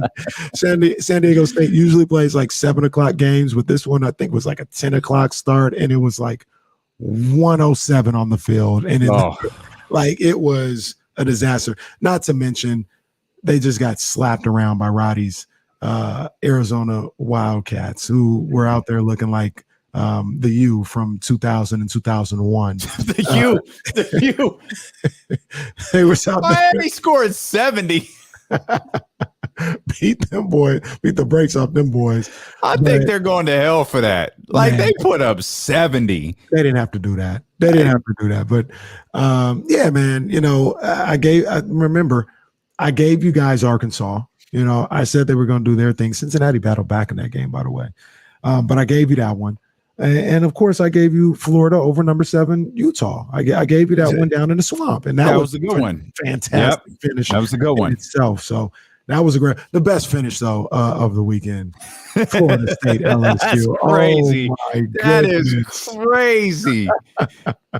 That was what a finish. Yeah, that was one of the wildest 5-6 minute stretches in history. Wow. I mean, the swings and emotion in that game was. This is why as frustrated as I get with the conferences and all this stuff. College football is going.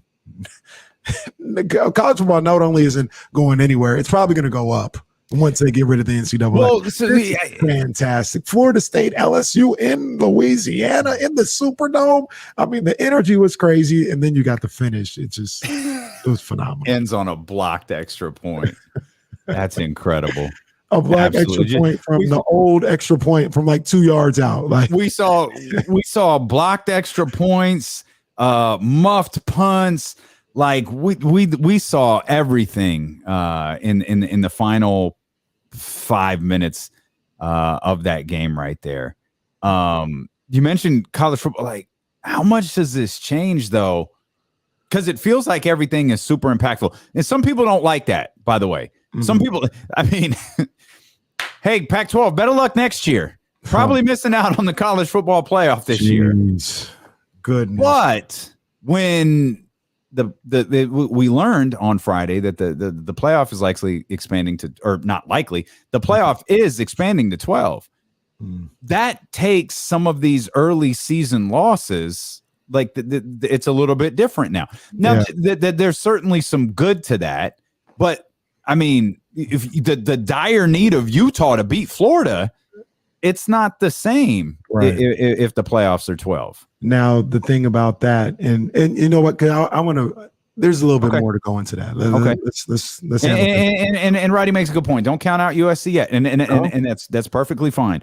We'll talk more. We'll get back into the 49ers as well. We were talking hot takes earlier with Crocky. I've got a couple of them, and after talking to Crocky, I'm not sure that these are hot takes anymore. We'll explain as D'Lo and Casey continue here on Sacramento Sports Leader ESPN 1320.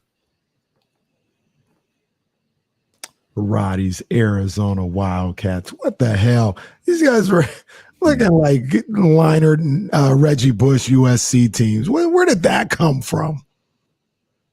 I knew it was over as a better when I think San Diego State scored a touchdown that would have got it to 7 in the second quarter. I think it would have been 24-17. Scored the touchdown, got called back because of holding. Very next play, interception. That's it's my money's gone. My money's gone. It ain't happening. It ain't happening.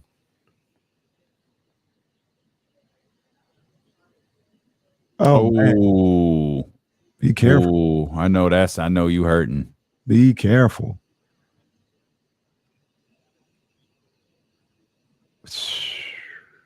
Man. Yeah, I think I'm done playing basketball like full court in a league. I think I'm like half court, one-on-one only. I think my body, I don't know if my body can hold up, man. Yeah. Trying to get up and down the court, full court. I don't know if the body can hold up to that anymore.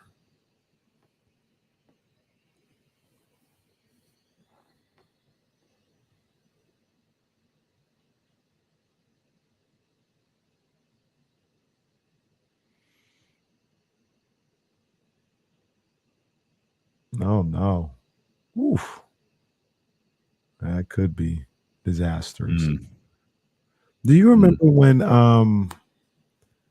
San Diego State would, I think the coach was a brother at the time, and he would bring an HBCU out here. I think it was like 3 years straight.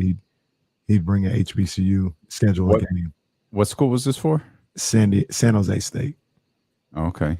And they used to have, I mean, I don't know if it registered because at the time I was living in the Bay Area. I think I was in school. So it was a big deal in the Bay Area and in San Jose as far as like college students, right? Like the black college students on Cal State Hayward's campus, like, yo, they got a step show. They got after party, Bringing the HBCUs out here was a big thing. Yeah, Roddy. I honestly think what Miami did was racist.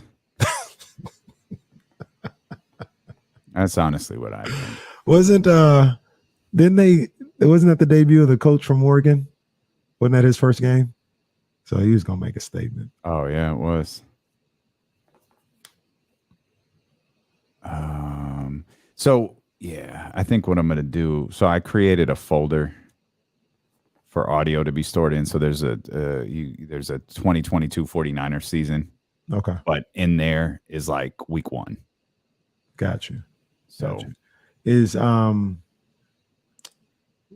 where do I find that? It's on your Odyssey thing. It's called Pulse Secure. And you'll see a folder for D'Lo and KC, and it'll be in there.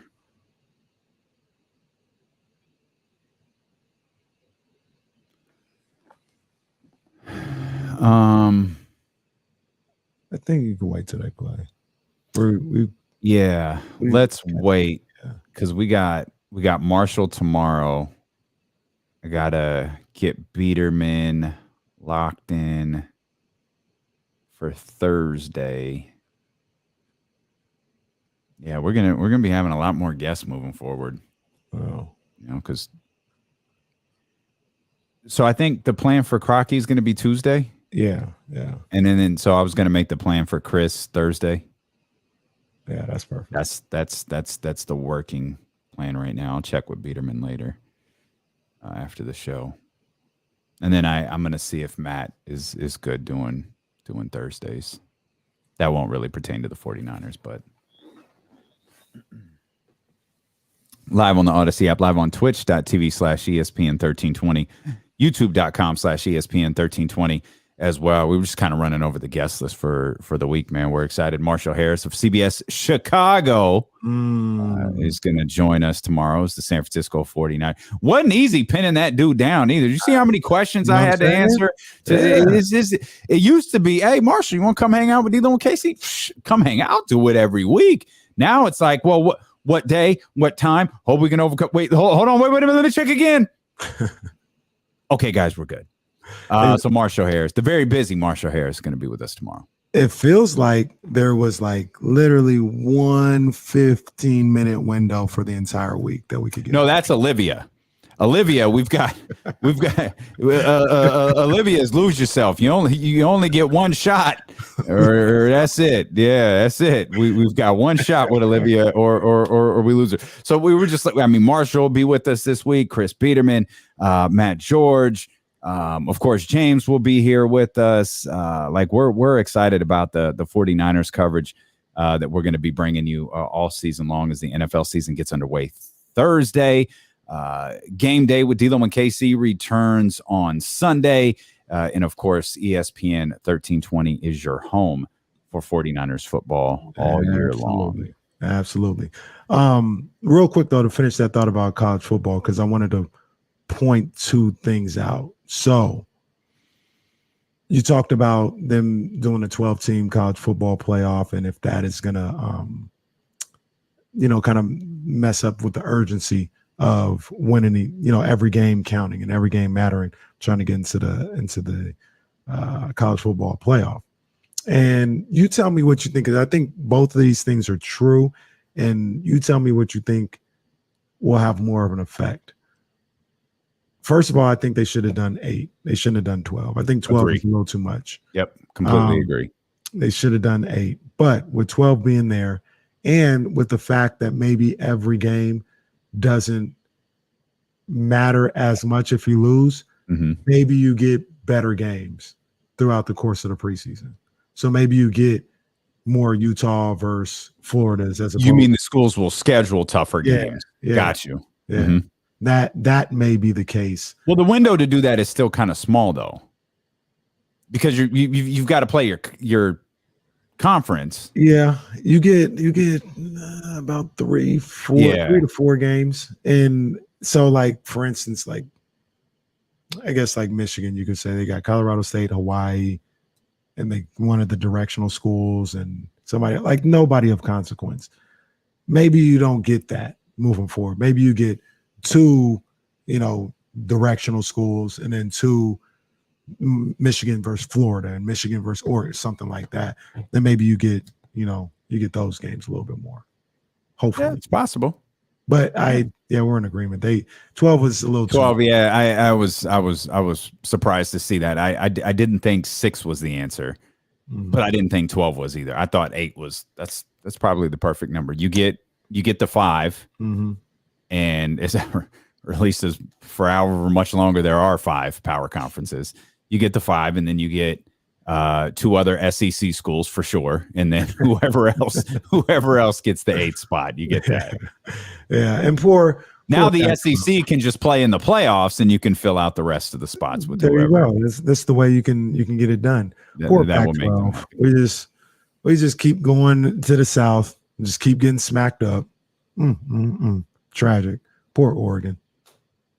Damn. I mean, that game was done from the start. Yeah. SC. I think Roddy talked about it before we went to SC.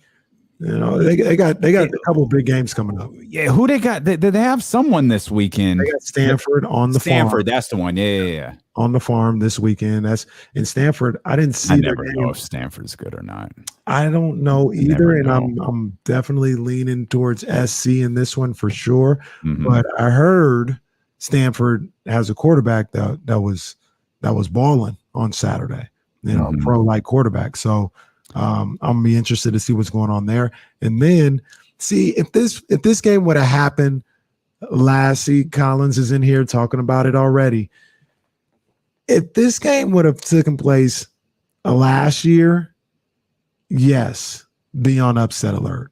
Or maybe it was 2 years ago when I thought that. Whenever Fresno State beat UCLA, if they would have played SC then, yes. I don't think Fresno State can beat SC this year. I don't think Fresno State's good enough this year. They're good. They're solid. But I don't think they have enough to beat SC this year in SC. But I think that's next week. I think that's week 3. That's gonna be one to watch for sure. It's gonna be lit.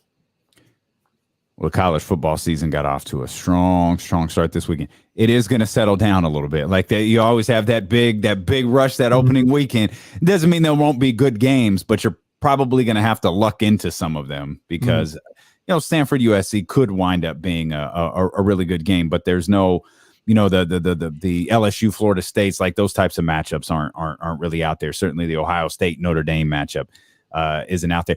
And truth be told, Ohio State was fine. It was the first game of the season. To me, the story of that game was more, hey, Notre Dame is, you know, they're holding their own in this match against, because what was the point spread was like 17? 16 and a half? I think it was, I got it right. It was high. The point spread was pretty high.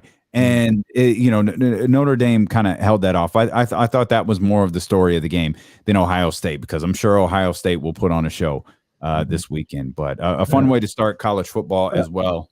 I just want to give a shout out, you know, to our Sac State Hornets. I was watching that game. I didn't go. Somebody asked, "Is KC there?" And it's too hot. I was watching that in the AC. But yeah, beat up on Utah Tech like they should have. Shout out to Sac State. I was actually listening to that game too on ESPN 1320. You were doing both, huh? Yes, 98.5 HD2 as well. I was listening. Well, you're just checking all the boxes, aren't you, today, Mr. Company Man? And all right, I see you. Kenny trying to get Employee of the Month. That's fine. It's all right. I was listening on the Odyssey app also. I even had it playing on Alexa.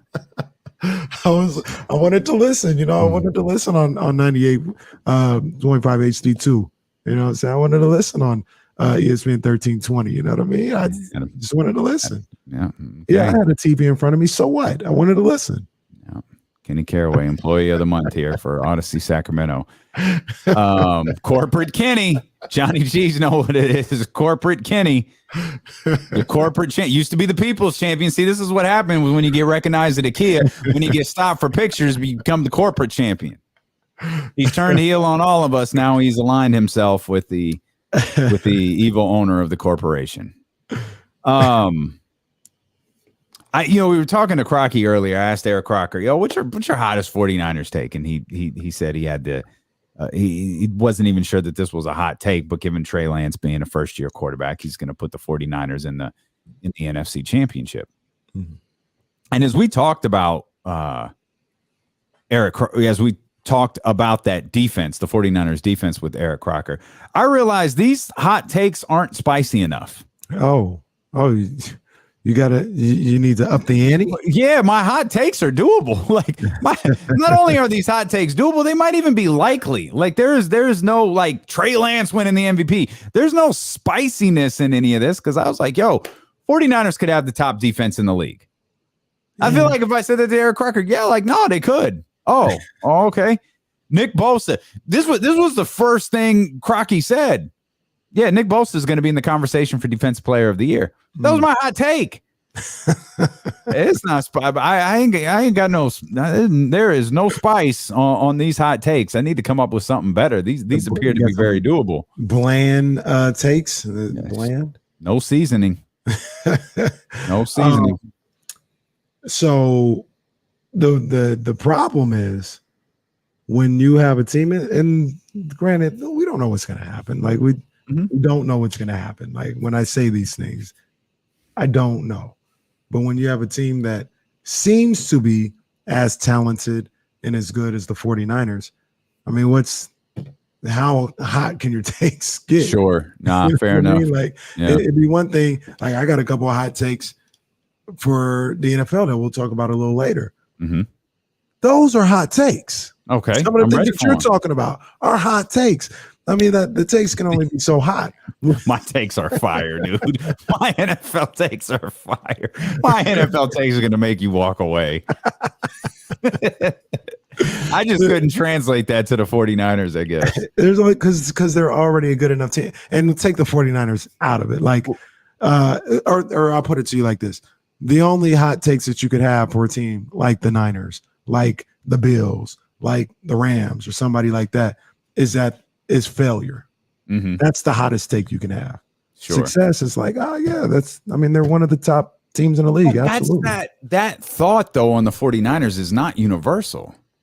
You know, we went through some of those power rankings. We saw 7s and 9s and 10s and all of that, but it was who was it? Was it Graziano? We were reading something from someone last week where he was like, yeah, I don't know if this team's going to make the playoffs. Yeah, and he put it squarely on the shoulders of Trey Lance in the quarterback position. But the thought of how good this team is. Well, I take that back. I think the thought of how good the team is, the roster is universal. I think what people weigh now is how much will Trey Lance pull the roster down or boost the roster up. I think that's really where your take on the 49ers falls is, do you think the quarterback is going to pull them down or boost them up? Yeah, and it's like, man, what if he does about what Jimmy does or Jimmy did? You know what? If he does that, it's 38, if I remember right, 38, 120 and 12. Is because the whole thing with me is like, why does it have to be either or?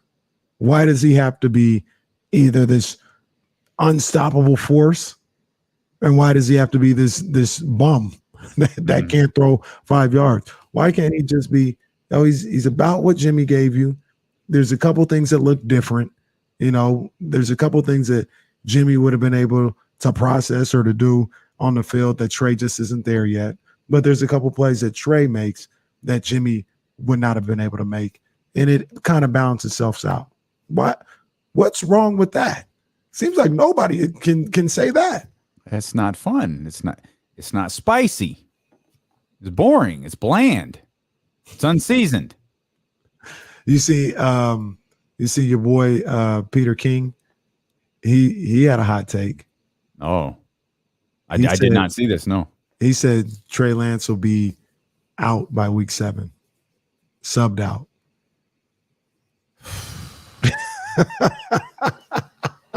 What? Okay, so to be fair, did he frame that as a hot take, or was he like, "Here's my opinion"? I didn't necessarily hear the context. I just know that he said that. Or I heard he said that. I read what his contemporary Albert Breer wrote, and I make it a point to not read Albert Breer, but it worked. The headline got me. I was like, all right, let me get complete context of this, and I read it. And he said, and by the way, from what I've seen, and I feel like we talked to some of the best 49ers reporters on the planet, he said, and he's the only person who's reported this, that Trey Lance was, I think, annoyed that Jimmy Garoppolo was brought back. And it's like, yo, this is an exclusive. Like, the people who are, no one else has got this one but you. I can't find it anywhere, but that was his report. I'm laughing right now because how the hell Albert Breer know? How does he have so much insight and so much intel to Trey Lance that nobody else 3,000 miles away and right next door to Trey Lance has? That's the part that I couldn't figure out. It's like, because as soon as I saw it, I was like, all right, let's check out Kyle first. I'm gonna check out Chris. check out Crocky. Nothing. Okay, let's go to the Bay Area and check out Eric Branch and Matt Mayoka. Cam Inman, nothing. There's nothing. It's Albert Breer and Albert Breer alone. So it's like, what do I make of this? And here's the other thing when stuff like that happens, like, and maybe these guys aren't getting coached up the right way, or they're not that aware or whatever. But let's just think about like who we're talking about. We're not talking about Aaron Rodgers in every form and fashion, right? We're not talking about a guy that's been in the league for, I don't know, 13, 15 years. That's an MVP, that has an ego, that has accomplished so much. We're talking about this young guy, Trey Lance, who is just new on the scene, basically. Like, he's a 21-year-old kid. He hasn't achieved anything in this league to have any cachet or, have any type of ego about him. Do we really believe that he was running around telling people how pissed off he was that Jimmy Garoppolo was back? No. Like, come on, man. Like, you just, that don't even add up. That doesn't even add up. Like, even if Trey was perturbed in some way that Jimmy was back, he ain't telling nobody. That's something that he's keeping between himself and maybe his parents, maybe his girlfriend or something like that. So Albert Breer talks to Trey Lance's girlfriend or parents. And I don't even believe they would have that put out there. No, like, that's why some of this stuff, man, you just gotta, you gotta listen to what's going on. I would love— Can't trust the media. I can't trust the media. I would love to talk to Albert Breer and just, it could be off the record. It could be off the record. It doesn't have to be for show. Like, bro, where is this coming from? And why would you say this? Why would you say this? Matter of fact, why would you lie about this? Well, I think that sources are telling him that this is how Trey Lance was feeling. Yeah, again, it's just odd to me that just you, huh? Right. Just you. No one got this scoop. And I think when reporters, and you could spot this a lot, when reporters are a little bit insecure about their information, they'll kind of bury it in a bigger piece that's a broader piece. They'll just bury the little note in there. That's kind of what he did with this one. Like, you would think, like, if you were more confident, if it came from John Lynch or Kyle Shanahan, this would be all over the place. Right. Everybody would be on this. It wasn't. And as far as throwing things out there, putting it out there. You're listening to D-Lo and KC on KIFM West Sacramento 98.5 FM, KRXQ HD2 Sacramento, ESPN 1320. Driven by last year's Elk Grove Dodge, always live on the free Odyssey app. It's Kenny Caraway. I'm Damian Barlin. Go ahead, partner. I got my Niners hot take. Okay. And this is, I think it's a bit of a hot take, judging by how they've been covered in the media and what people think of them. I think the 49ers are going to have the best record in the NFC at the end of the regular season. They'll be the number 1 seed. Okay. I'm with it. So they're better than the Rams. Yeah. Better than the Bucks. Which I think, I guess, according to some, better than the Packers. People seem to like the Packers more than I do. Yeah, that's I'm with that. Here, follow-up question. Does the best record in the NFC constitute the best record in the NFL? Because apparently, yes, the NFL world, we're talking about Buffalo and Buffalo alone. Right. That seems to be the universal number 1 power rankings pick. Yeah, I mean, the only reason I wonder about that is because I feel like the road to number 1 in the AFC is going to be harder than the NFC. So the Niners, what do we got? 17 games. Maybe they're 13-4. Like, maybe that's the number 1 seed, right? Mm-hmm. And the Bills are 12-5 or something like that. The Chiefs are 12-5. The Niners may have a better record, but they may not be a better team than those two. So I would say the NFC number 1 seed will have the best record in the NFL.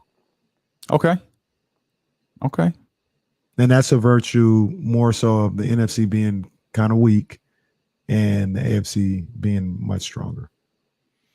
Yeah, there are some consensus top teams in the NFC that I'm not buying. And we'll go over those later. We're going to have to do, it's a rule, 4 in, 4 out. We're going to have to pick the 4 teams that made the playoffs last year that won't this year. And it feels like an impossible task. I was about to say, what if I don't think 4 teams? Then you'd be wrong. Every year it happens. Without fail, every year it happens. Now, the playoffs are more teams make the playoffs now. Yeah. So I'm not sure how that affects this, because this goes back to I think it's every single year since the wild card expansion, which is early 90s. Were there 4 new teams last year? Because was this the second year of 7 teams? I think it was the second year. I mean, you'll find the number is the line was always at least 4, when in reality it's often like 7. It's a large number, but you're gonna have to pick 4. Those are the rules. Let me see. 4 ain't gonna make it. So let's see. Last year, new entries to the playoffs were the Patriots, the Bengals, the Raiders, and the 49ers. Did the 49ers make the play? The 49ers didn't make the playoffs the year before. So there's 4 right there. You just named 4. There's 4. There was 5, 6. 6. So there was 6 teams, 6 new teams last year. See? Or no, 7. Cardinals didn't make it. See, look at that. Look at you. Just keep finding them. They keep popping up out of nowhere. 7 new playoff teams last year. Well, I'm gonna go out on a limb. I'm gonna go out on a limb right now. I got my first one. Pittsburgh ain't making it. I got my first in, Baltimore. Pittsburgh's out, Baltimore's in. That was easy. See, look, it's not as hard as you think it is. Look, you hate the Patriots.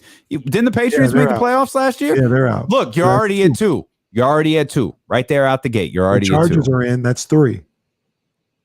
Okay, but who's out?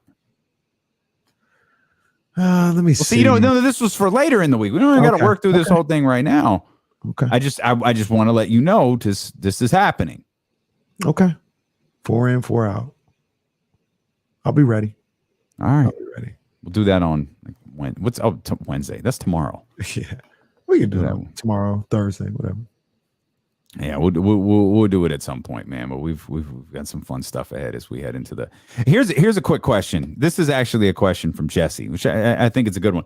I'll throw it in here with the hot takes because maybe this is a bit hot. Mm-hmm. Have we already seen the best of George Kittle? Probably so. Can George Kittle be equal to what his best season has been so far?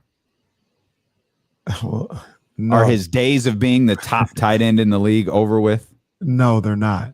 Okay. So like there's a couple of different questions going on there. George Kittle at his best, like I think those days are gone because his best was that was nuts, right? That was nuts what he was doing. Can George Kittle still be the number 1 tight end in the NFL? Absolutely. Interesting. But he had, and I know maybe I'm taking the question a little too literal too, because I mean he had the season where he had the most yards from scrimmage ever. I think he had that year. I think that was 20.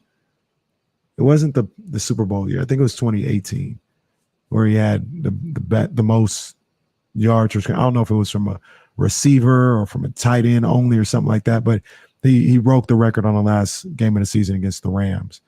He's not doing that again. Like, that's not happening. But can he do what he did last year, which was damn near 1,000 yards? He almost had 1,000 yards last year. Yeah, he had 1,377 in the 2018 season. Those are just receiving yards. His yards from scrimmage.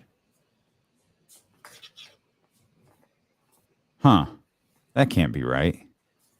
For last year?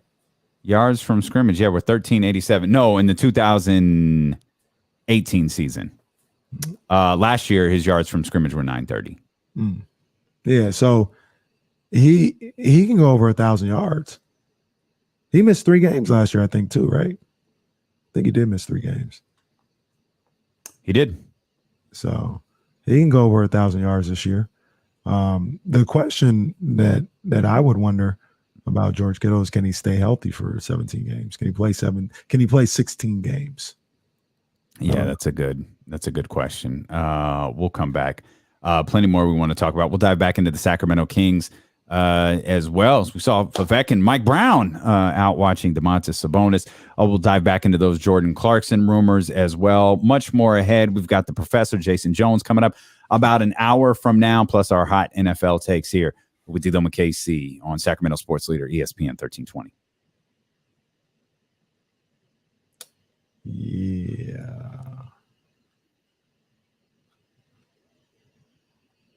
All right. Nice. All right. 3, 2.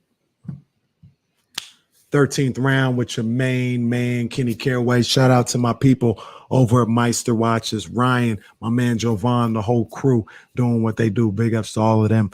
Over the weekend, over Labor Day weekend, we had a heck of a heavyweight matchup that I said was a good fight. Pay-per-view fight? I don't know. But regardless, it was a good fight.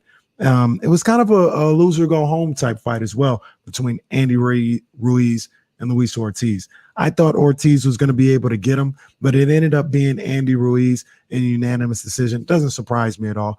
Andy Ruiz is a good fighter. He can fight. The thing with him is when you go up against the heavyweights, when you go up against guys like Joshua and potentially Wilder and things of that nature, is his height. But he's always had fast hands. He knows what he's doing in there in the ring. And I like him as a fighter. One of the things that was clear to me after seeing that fight and seeing that event is you can absolutely have Andy Ruiz versus Deontay Wilder sometime in 2023. And that would be a hell of an event. A hell of an event. You can put that in Vegas. You can put that in LA. I think you could even go to the East Coast, go to Brooklyn and put that one on. And that's a big time fight. And that is huge for the heavyweight division because they're lacking stars. They're lacking guys that can move the needle. Now, one thing that we saw with this fight on Saturday is that at the very least in LA, Andrew Ruiz moves the needle. He has the Mexican fan base behind him. They come out to check him out, and that's major. I would, if I was PBC, I would be angling if Wilder can beat Helenius in October. I'd definitely be angling for sometime around February, March, or April, Wilder versus Ruiz in a bout that could be like an elimination, a championship eliminator. That'd be a big fight. I'm looking forward to that. I actually hope it happens. And I might even make the trip. If it's in LA, I might do that. So Wilder, Ruiz is what we need to see. And that's the 13th round. Oh, yeah. We live. We live from crypto.com arena.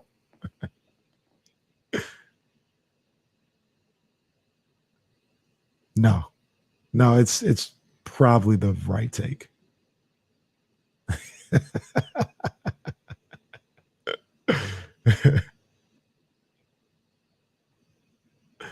Yeah, I don't want to give too much away because I think we're going to talk about it. I think that was my hot take, and I kind of believe in it. Yeah.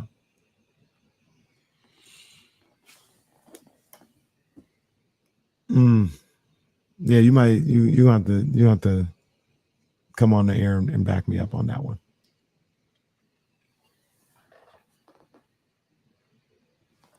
See, Cole, here's the thing about that. When I give you Cash Caraway's picks, that doesn't necessarily mean that you might put a parlay on it. I did. I played as a parlay, but I'm giving you the ones that should win, and you can pick and choose which ones you want to work one from that. It's up to you. Don't blame me. Blame Mother Nature for making it so damn hot in California and making San Diego State just roast out there on the field, and also blame NILs for all in the transfer portal for all these kids that came out of nowhere that nobody saw at Arizona. Wow. Kenny hates NILs. Corporate Kenny. What do we say? Corporate Kenny. Lazy, we're working on something else, maybe. Corporate Kenny.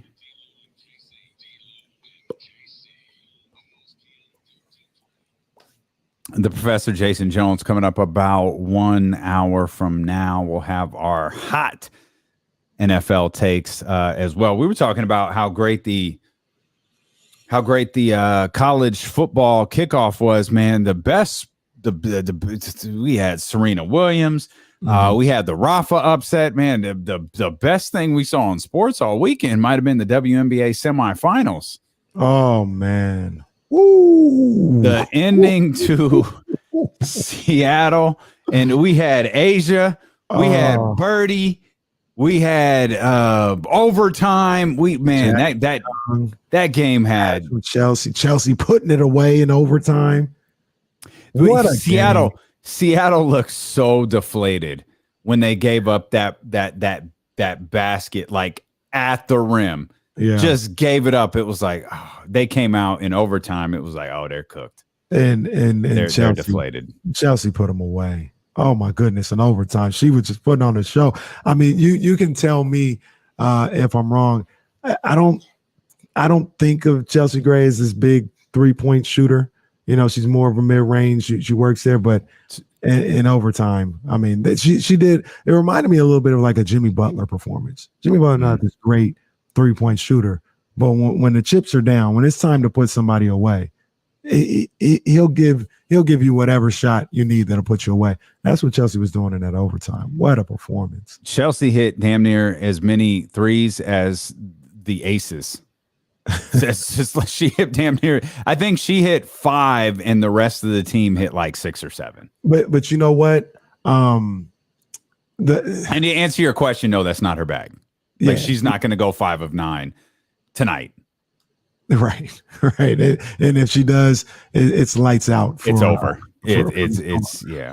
But you know what is interesting to me is the finish was phenomenal. It was epic. Yeah.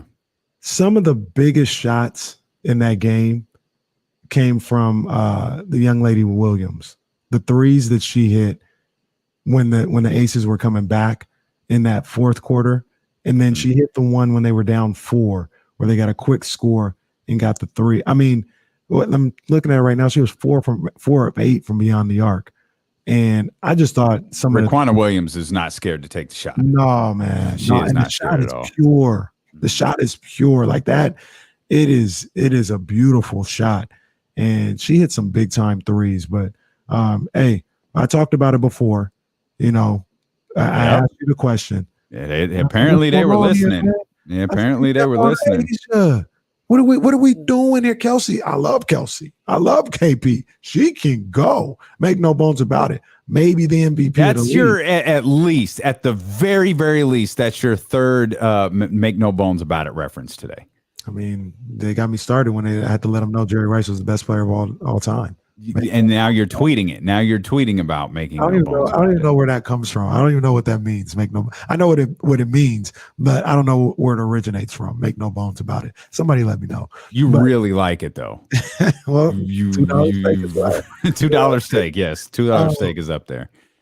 Get the ball to Asia Wilson. Oh. Get the ball to Asia Wilson and then let everything else fall where they may. And her move at the end, I know people are talking about travel or whatever the case may be, but her move at the end, big time. Big time. When she gets the ball in the paint, it just seems like it's over. Like she's gonna get a bucket. Her hands are so strong. You know, people swiping all over the place. She's so steady. Like it's a bucket. It's a bucket. I love watching her play. She had 8 in game 1 of the WNBA playoffs against the Mercury. 8, 17. First game against Seattle, 8. Game 2, 33. Saturday night, 34. Along with double-digit rebounds for most of those. She might be the baddest in the game right now. She might be. She might be the baddest in the game. She might be. And you know who else was sick though? Especially at the end of that game, Stewie. Stewie was. Oh yeah. Oh my gosh, Stewie was. At one point, I think she had 6 straight within like in the final 2 minutes of the game. It looked like she was putting the aces away by herself. I mean, that game reminded me a little bit of remember that epic Magic Pacers game, I think 95, where you don't look at me like that. You're gonna remember it because I think like I don't know who hit it. Travis Best hit a shot, and then Brian Shaw hit a shot, and I think Reggie Miller hit a shot, and then Penny hit a shot to give the Magic the lead with like 0.7, and then Rick Smits hit a shot to win it. You remember Rick Smith? Oh, that's funny. I remember the Rick Smith shot. Yeah. That's the one I remember. But it was just like that game. There was like within 20 seconds, there was like 4 go-ahead shots. And that's what this game reminded me of, except this one went to overtime. But yeah, still great game. The Chicago-Connecticut one was really good too. It was. Chicago. It was very different. But Candace continues to put up these ridiculous stat lines where she's just like 16, 11, 4, 2 assists, 3 blocks. Like she's doing everything out there. Both, I think. I think only one of these series comes to a conclusion tonight. I'm about to ask you think it's over tonight? You think the finals are set tonight? I don't. I think it's bye birdie, and we say goodbye to another great, and Bird is sent into retirement by the Aces. But I think Connecticut beats Chicago.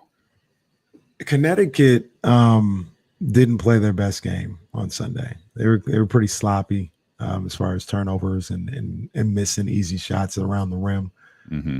So I could see that happen. I could see that happening. I agree with you though. I think the Aces put them away tonight. And you know what? I feel bad for saying this because I love Sue Bird. I love Breanna Stewart. I love Jewel Lloyd. They're not short on titles. They're okay. No. That's not why I feel bad. I love Quinn, the coach. She seems like the calmest coach I've ever seen in my life. Like she's just calm. Just yes, we're gonna run this. You're gonna be open.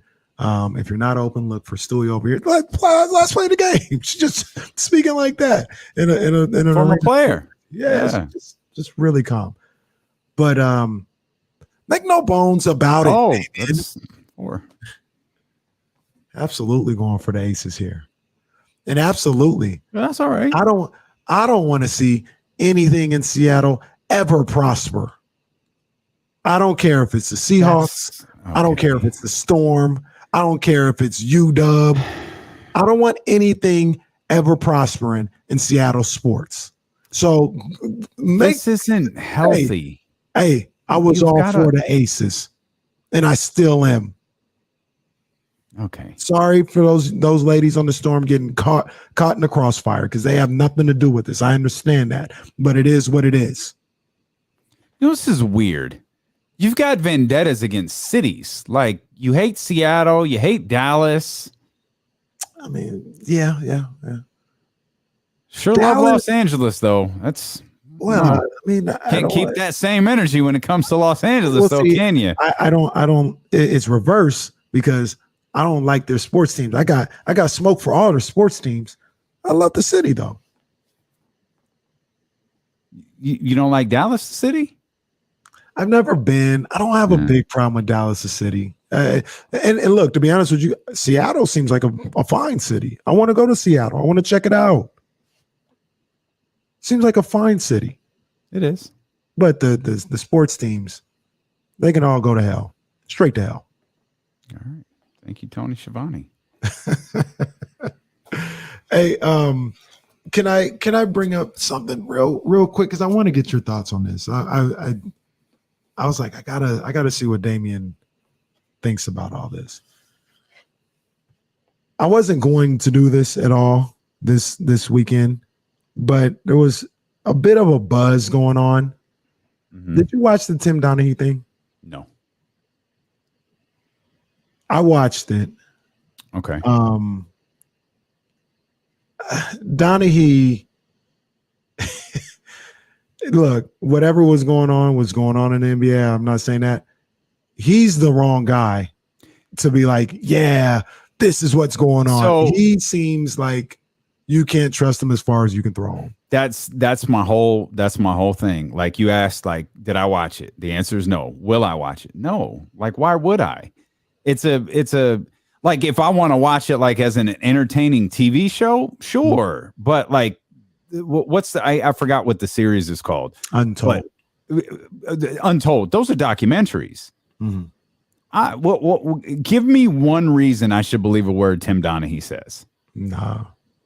I watched the you know, when you're on Netflix and like you roll over a show and like the trailer will play on the, you know, the top third of the screen or whatever. That's what I saw. And so I watched the whole, however long it was, 60, 90 seconds. And I watched it like, and he's talking about the spin move and the emphasis on the spin move and calling a travel on Michael Jordan.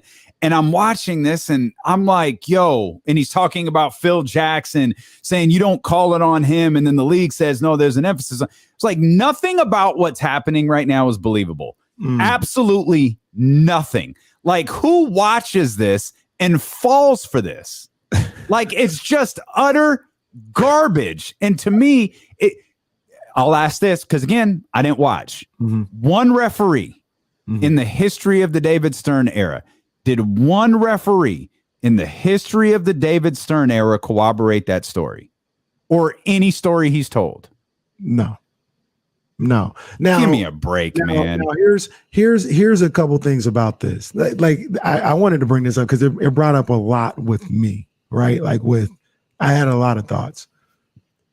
Was Tim Donaghy and after watching that, were Tim Donaghy and other referees betting on games? I absolutely believe that. Absolutely. It was an easy lick. Like, they absolutely were betting on game because, and this is where it was, they had inside information. So like, they kind of break that down a couple of times. Yes, they were betting with inside information. Did they have an idea of what might happen, who was going to win? Absolutely. Once again, inside information. Did Tim Donaghy, Scott Foster, because he was mentioned there a couple of times, any of those guys affect a winner and loser of a game? I don't believe that at all. See, that's the one thing that got funny to me about this whole Tim Donaghy thing is it went from gambling on games to like fixing games like quickly. And it just became like David Stern wants certain things. So you're telling me David Stern is willing to, he built this league into $1 billion company, a league that nobody wanted, the Black League. Couldn't even get on television in prime time. Built them to $1 billion league and was willing to risk it all because he didn't want you to call a foul on Michael Jordan. Come on, man. Do you realize how stupid that sounds? It don't make no sense, bro. It makes no sense. And once again, people keep giving this dude airtime and keep giving his story credence. And I don't know if it's because people like a story, they like works of fiction, whatever it is. Nothing about the Tim Donaghy story has ever made sense past the fact he gambled on games. Oh, because I'll tell you why they do it. Because people who watch sports, they love to complain about the referees, and they love to do it in the NFL. And they think the NBA, and they think all the NBA refs are out to fix the games. We got John Poles in here earlier too, talking about they did whatever David Stern said to do, and Tyler is in here talking about they fixed the games. They didn't. No, they did. Like this is the stuff that will go down in this thing. They were like, yeah, so I just can't. Somebody such and such, I forgot what referee was. He didn't like Allen Iverson because Allen Iverson threatened him or something like that. So we decided when we reffed Allen Iverson's game, we were going to call the palming. And they went to like 2 instances of calling palming. And they were like, yeah, I called the first one. He called the second one. And the Nuggets lost that game. It completely affected the way he's able to play. No, stop. No, it didn't. Like, no, it didn't. Because you called palming twice, that changed the entire tenor of the game. Absolutely not. Like, absolutely not.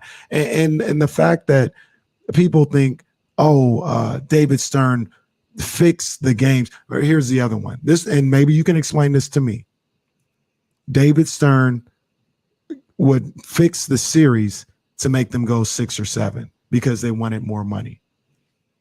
The money's already there. They already have it. There's every penny of new it. Money to make. Not for them. Series. Yeah. Nope. Series going 6, 7, whatever. There's no new money. Again, just for Tyler, John, just use an extra percentage of your brain in this. You're willing to sacrifice the entire league so you get the Lakers versus the Nets? You're willing to sacrifice everything you built because you want the Lakers to play the New Jersey Nets. Dude, no. It's so preposterously unrealistic. The fact that all of these years later, we're still talking about that. Again, all these years later, one guy, no one else has broke ranks. Mm-mm. If this is all a big work, if the NBA is in fact the WWE and it's all a big work, one guy has broke ranks. It's fiction. Nothing Tim Donaghy says I will ever believe. So no, I'm not watching Untold. No, I'm not watching 30 for 30. No, I'm not watching anything where he is the prime source of information. And look, and a lot of people will get upset when you talk about this. And here in Sacramento, it's all about Game 6 was totally legit. You're right, Damian. But look, man. So let's stop right there. Stop right there. Y'all bitch about the same game over. There's like 2 games. What was the Houston? There was a Houston Rockets game in I think it was like a Yao Ming era. It was Houston versus, was it Dallas maybe? But that and the Kings Lakers are the 2 most just out there. And like, yo, this is off. Mm-hmm. Two games in the history of the National Basketball Association, everybody references the same 2 games repeatedly. And y'all base your entire argument off the NBA being fixed. How many games are played every single year? And you've got 2 games in the history of the entire league that you reference over and over and over again. You focus on Game 6 while ignoring your center tapping the ball back to a 3-point shooter in Game 5, or your entire roster, Game 4, or your entire roster crapping themselves in Game 7. But please, by all means, just continue to focus on Game 6 as the league being fixed. And here's what I'll say, man. Y'all are silly. Here's what I'll say about that and Tyler and Shaky and all these other guys that believe it was fixed. You have to go all the way if you believe that. Because if you think it's fixed, you have to say the players are in on it. You have to. Like there's Tim Donaghy can call palming all he wants. If that's not why the Nuggets lost, or they can call however many fouls they want to in the fourth quarter of Game 6. Shaquille O'Neal, who shot 50% from the free throw line for his entire career, went like, I don't know, 13 of 16 in that fourth quarter.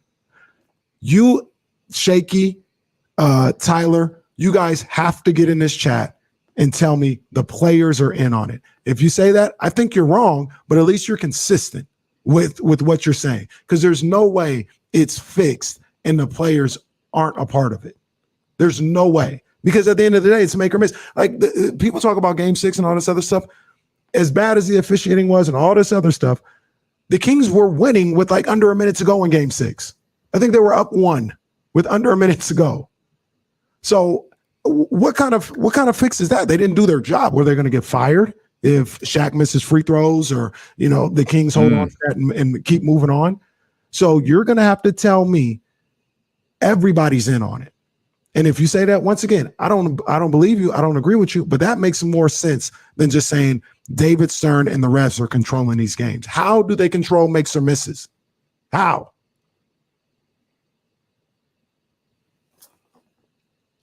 Referees blow calls every single game. Every game. First game against Portland at the Golden One Center, they're going to miss calls then too. But y'all focus on Bibby's face hit Kobe's elbow or whatever. Cool. Yeah, that the whole league is rigged. And I love, had to keep the Kings out of the finals. It's really what this boils down to. Had to keep the King. Sacramento. No one's going to tune in to watch Sacramento. Fam, the Lakers versus the Kings was the NBA Finals. There isn't a booker, a bookie, or a person on the planet who thought the New Jersey Nets were going to beat either one of those teams. No. But who played that New Jersey team? Oh, that was life or death. And once again, that was life or death right there. They're doing that. Now, John does have a point. Scott Foster versus Chris Paul. That's real. That's real heat right there. That's real. That's real heat.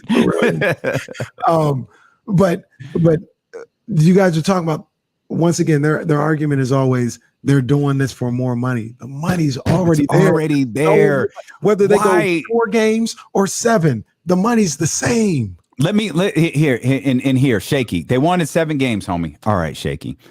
How do you think the salary cap goes up every year? Like, where do you think the money comes from?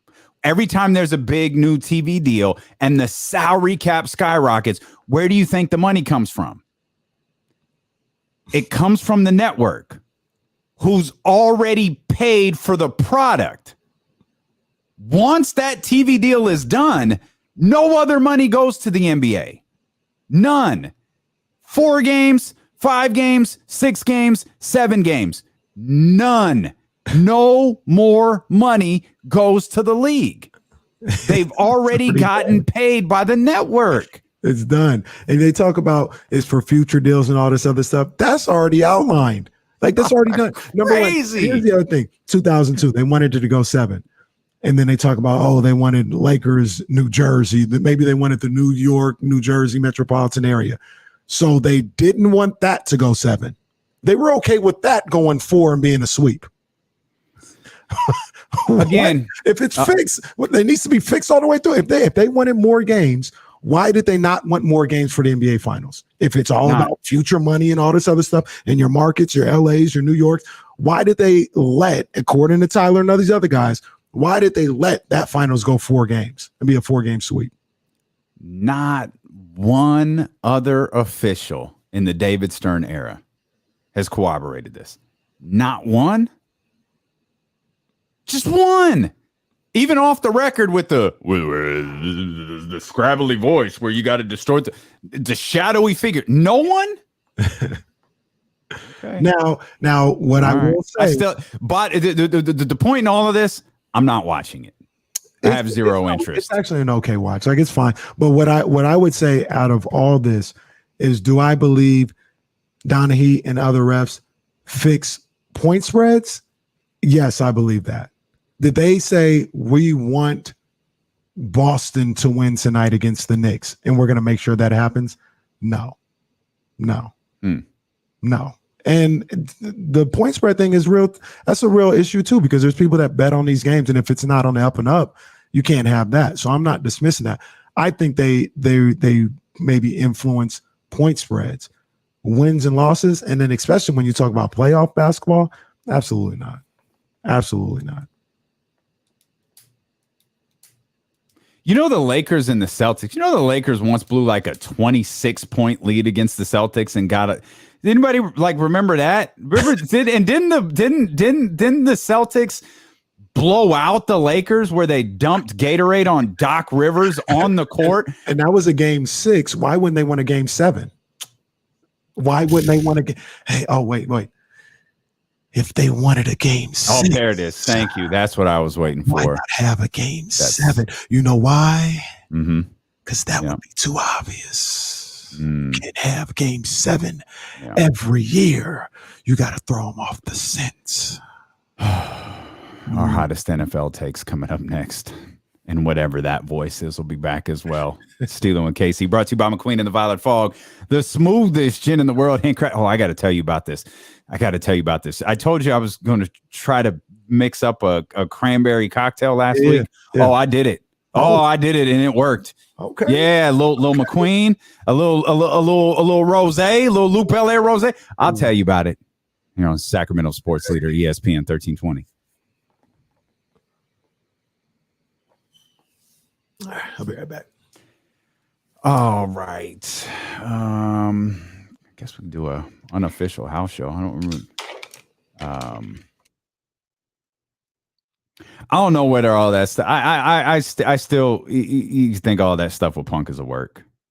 I don't think any of that. I think it's all part of the show, and I think AEW is trying to blur the lines. I don't know why WWE brought back Braun Strowman. Like I mean, I guess some people like him. He seemed to have gotten a decent little reaction, but I don't know. Not my favorite, but I guess so. Like he's believable. He's a monster for sure. And I mean, I guess they're teasing it, right? He said he's going to show up. He'll be on SmackDown on Friday. So that felt like it was a tease for Roman. I got to believe that. Here's a little bitch session. There's just a little gripe on my part. I'm just going to bitch about this for a second.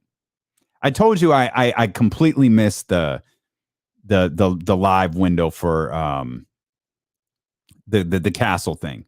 So I tune in, and it's at the end where like Tyson Fury shaking hands with Roman Reigns, and it's like, all right, cool. I'm gonna watch this because I'm like, yo, how does Tyson Fury figure into this? And then like I see Tyson Fury and Drew McIntyre's out there like singing. He was like, man, sometimes you just lose, but it's time to party. And I'm like, yo, you just and again, I get this as a work, but when it's on, it's all for show. But when you're on TV, like everything is part of the show in my mind.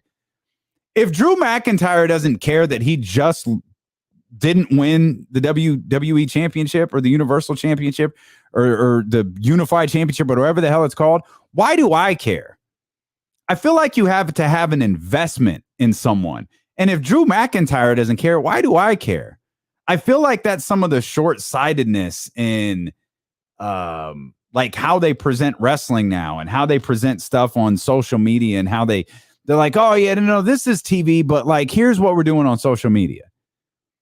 And like, they just got him out there singing songs because they're in a different part of the world, and they've got Tyson Fury out there. And it's like, it's cool to do that once you cut the camera off.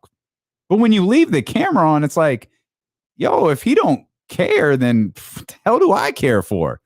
Roman, just go beat his ass and keep it moving. No, I get that, Tim. Cut the camera off.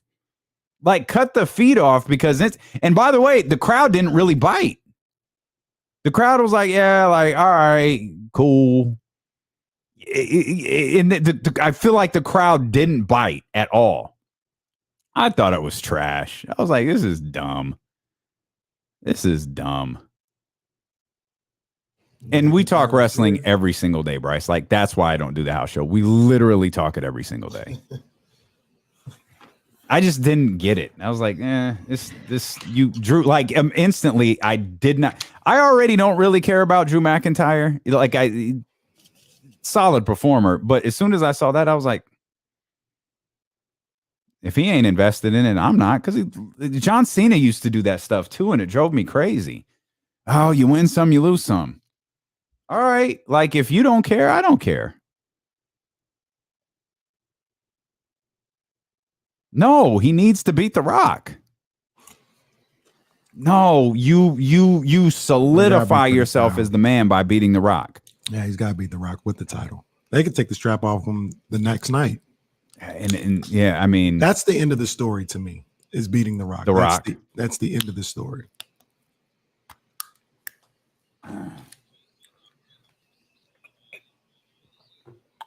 Live on the Odyssey app, live on twitch.tv/ESPN1320, youtube.com/ESPN1320. Before we get into some Kings and some rumors out there and some NFL hot takes, I mentioned, I said this on the live. I don't remember if I said it on the radio show or the live stream, but I know we were with each other, and I was like, yo, I gotta work. I gotta work on this cocktail. And I wanted to do something with cranberry. And I wound up coming up with like I did a little research, and it's like cranberry with, because I think I'm a bartender now in addition to a grill master, because I got this whole little bartending kit with the shakers. Yeah, I do it all now. It's McQueen and cranberry, which is a staple. That's easy work. You throw some lemon juice in it, and then you add some rosé. You add some, you crack open that black bottle and pour that in there. And I experimented with it a little bit, served it up, big hit, and then I broke it back out on Saturday for some friends and family that were over. And yeah, that's the one. Okay. That's the one. Well, you know, I'm gonna have to get the recipe. It's a sophisticated version of I think we could call it the Sacramento Splash Luxe. Oh, it's a sophisticated version of the Sacramento Splash. I mean, the base is cranberry and McQueen. Yeah, but you add a little bit when you add that rosé to it. Yeah, I like that. I'm gonna have to try it out. You know what I found out over the weekend that I wasn't aware of is you know who light skinned Keisha is? No. You think all light skinned people know each other? That's jacked up, bro. Are you foul? That's her name. That's her name. That's her stage name, at least. But she's a rapper. What's she? Oh, because I was gonna say, what does she do for a living? She's a rapper. She's the Black Bottle Girl. I did not know that. She has like a podcast. But you'll know her because she's light skinned Keisha. In the Power episode, she's one of Tariq's classmates. She has a recurring role in there. She's in the. Oh yeah.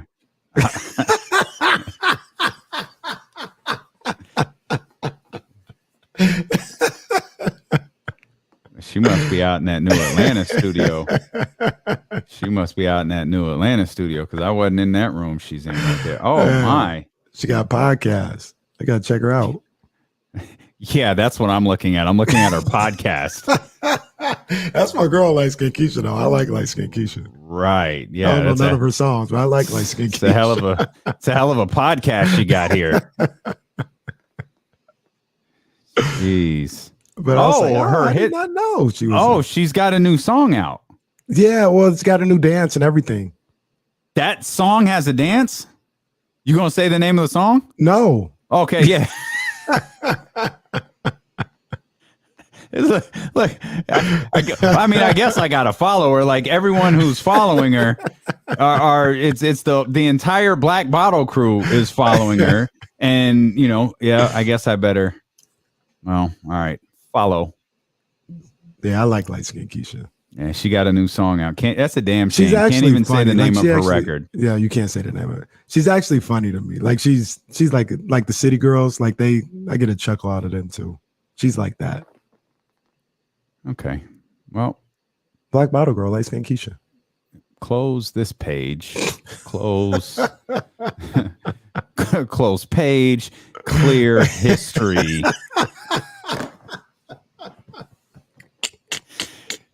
And just keep it moving. Just keep it moving. We'll get back. I hesitant to call this a Jordan Clarkson Kings rumor. I don't think that's accurate. It's just the Kings have been tied to a report out there with Jordan Clarkson, and we'll touch on that in just a minute. We've been throwing hot takes around as I think our takes to this point have kind of been lukewarm at best. But we're going into the start of the NFL season on Thursday. Of course, the start of the 49ers season coming up on Sunday. ESPN 1320, your home for 49ers football all year long. Mm-hmm. Your hottest NFL take for the season. NFL, not just the 49ers, but what is your hottest NFL take? Because I think I got a series of them. I've let you in. I've let everyone in on a couple. I think I got about 3 of them. Okay. I think I got about 3 of them. Let's see. I'm trying to think of the hottest one. Well, let's just because they're all pretty hot. So I'll just say it. One of them is the Cowboys missed the playoffs. Okay. Cowboys missed the playoffs. Me and Jesse have been talking about this. Jesse laid out the argument.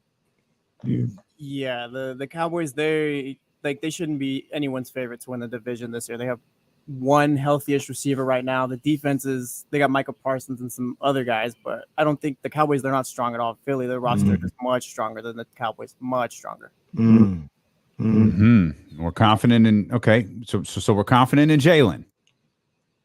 We're all collectively confident in.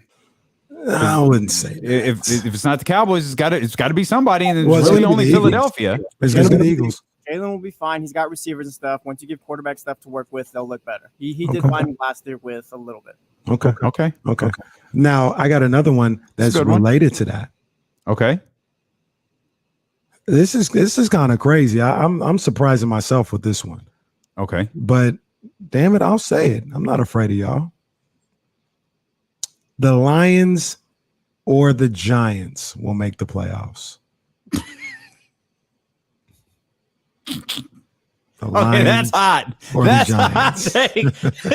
Will make the playoffs. You watched Hard Knocks, didn't you? You got a little warm spot for Dan Campbell in that group, don't you? Actually, I didn't watch Hard Knocks. I saw the first episode. That was it. But that was the best one. First episode was the best one. Jesse had pointed this out. Jared Goff did get a little bit of love for the first time this season in that last episode. Got a little screen time. The Lions or the Giants make the playoffs. So here's one of the reasons. Boy. Wow. Here's one of the reasons I say this, because you look at the NFC, and I'm looking around, looking at who's making the playoffs. Right, you got the Eagles, you got Tampa Bay. You got Green Bay, you got the Rams, you got the Niners. That's 5. Where are the other 2 coming from? I'll even give you the Saints. That's 6. Where's the other playoff team coming from? I'll give you one of my hot takes. Here. You're talking about the Giants or the Lions. Baker Bros. The Carolina Panthers are not only going to make the playoffs, They're going to compete for the NFC South. There's your answer. The Carolina Panthers. That's a hot take. I like what Carolina has. Carolina got a solid roster. I just don't like the quarterback. So I like Baker and Christian McCaffrey. Are you counting on Saquon Barkley to break every offensive record known to mankind for the Giants to make the playoffs? I don't know how they're going to get there. Okay. Oh. I don't know how they. I look at the. This is the New York Giants, not the San Francisco Giants. Well, they ain't making the playoffs either. That's a good point. There's that. New York Giants might have a better shot. But I looked at the Giants schedule, right? And week 2, they're at home, start their home schedule against the Panthers. That could be a big game. But you have the NFC East.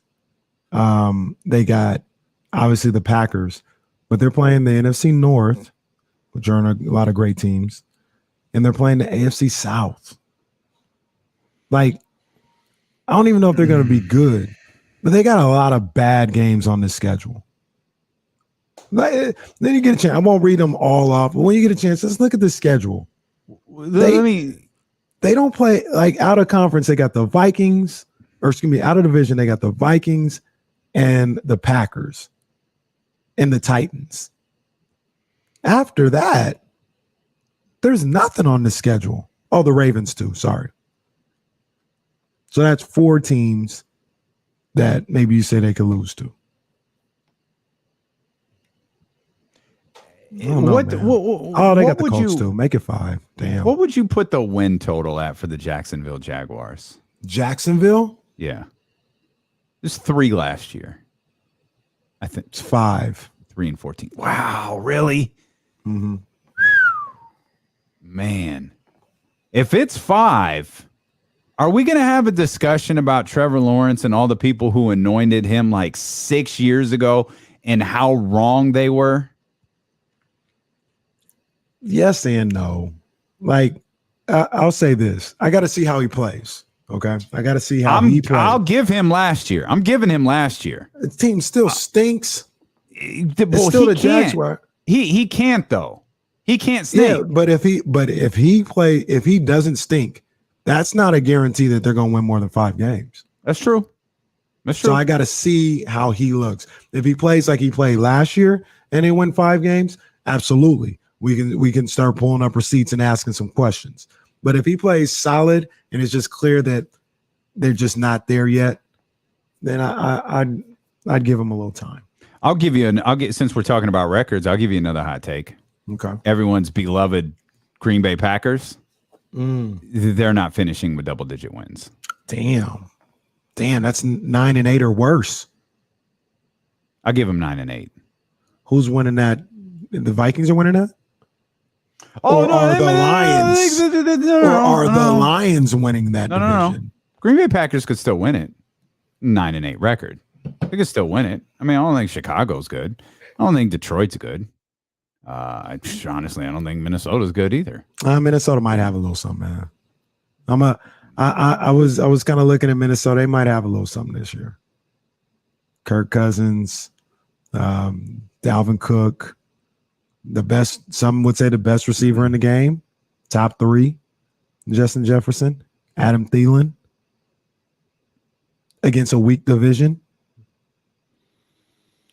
But it's Packers like at Minnesota. The coin flip, the other side of the coin is just Matt LaFleur going to go 13-3, 13-4 every single year. Yeah, I don't think so. I don't think so. Devontae Adams meant nothing to that team. I don't think so either. I think he meant something. Yeah, man. Minnesota, week 1 against the Packers in Minnesota. Okay. That could tell us a little something. It ain't gonna tell us everything, but yes, it is a hot take. And I don't think like it's bad, but just judging off of what people have been saying about this year, and yeah, absolutely, it's a hot take. That's my hot take. Lamar's going to win MVP this year. He's going to have an Aaron Judge type season. The way he's getting disrespected and counted out is honestly it's insane. It's better than the alternative. That and then Denver's going to win the AFC West. That's my other hot take. That's wrong. We all know. By the way, just an update for those that are watching. You're listening to D-Lo and Casey on KIFM West Sacramento, 98.5 FM, KRXQ HD2 Sacramento, ESPN 1320, driven by Lashers, Elk Grove Dodge. Always live on the free Odyssey app. The cameras for our new studio have been ordered. They are expected to arrive this week. Come on now. From what I gathered from a meeting this morning, there isn't an engineer in sight in the building this week, which is okay. That's all right. That's all right. We expect the cameras to arrive this week.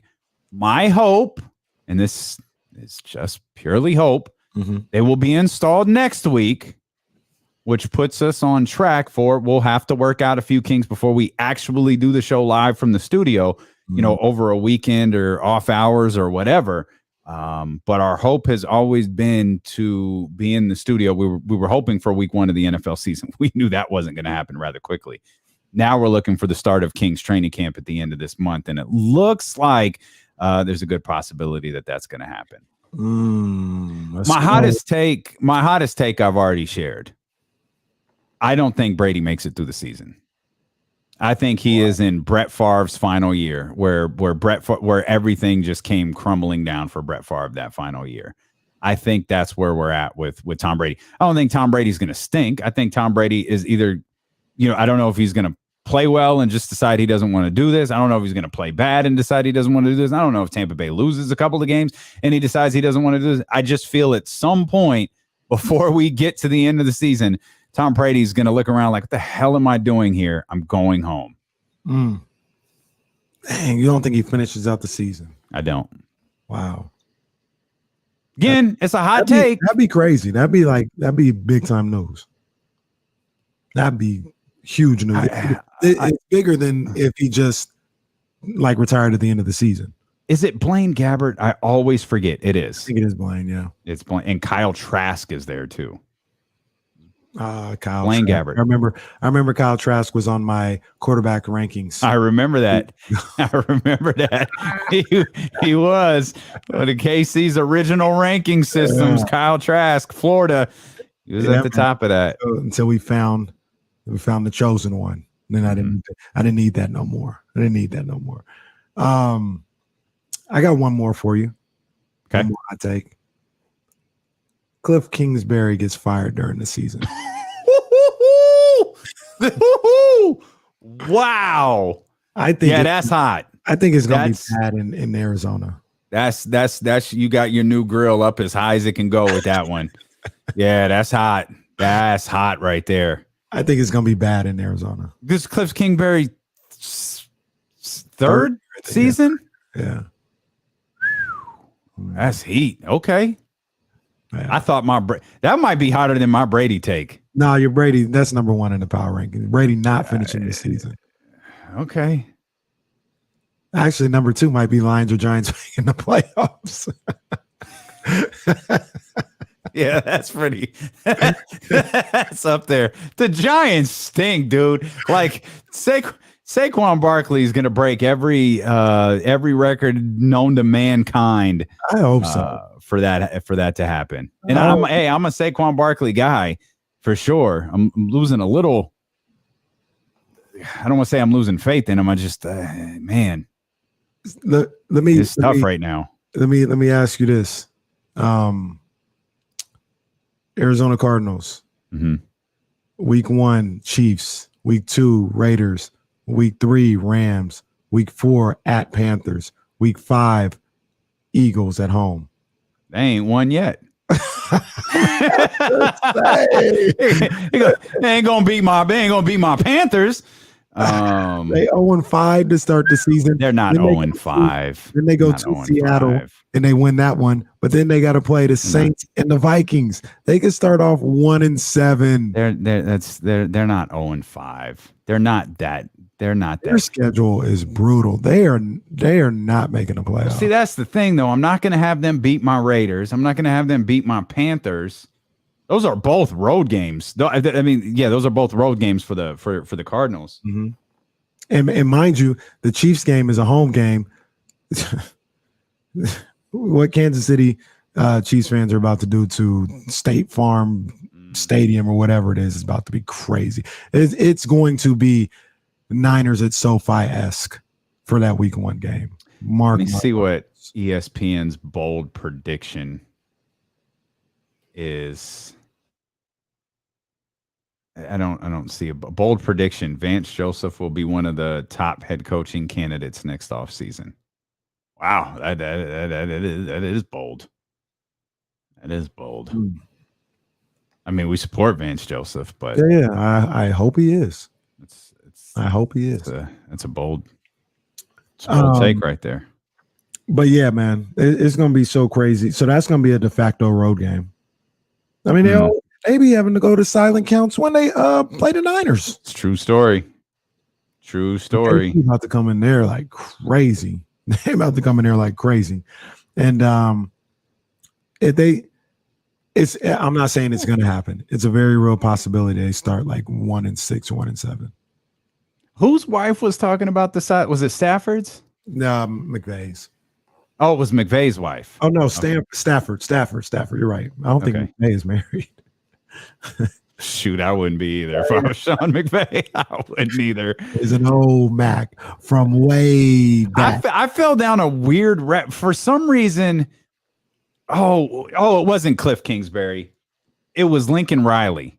I was looking at someone's house, and it was like there was a big story about the house Lincoln Riley bought, and I was like, and I ain't even mad at him. Like, I get it. Like, you've got to host recruits there at that house. Shoot, you got the money to do it? Yeah, do it.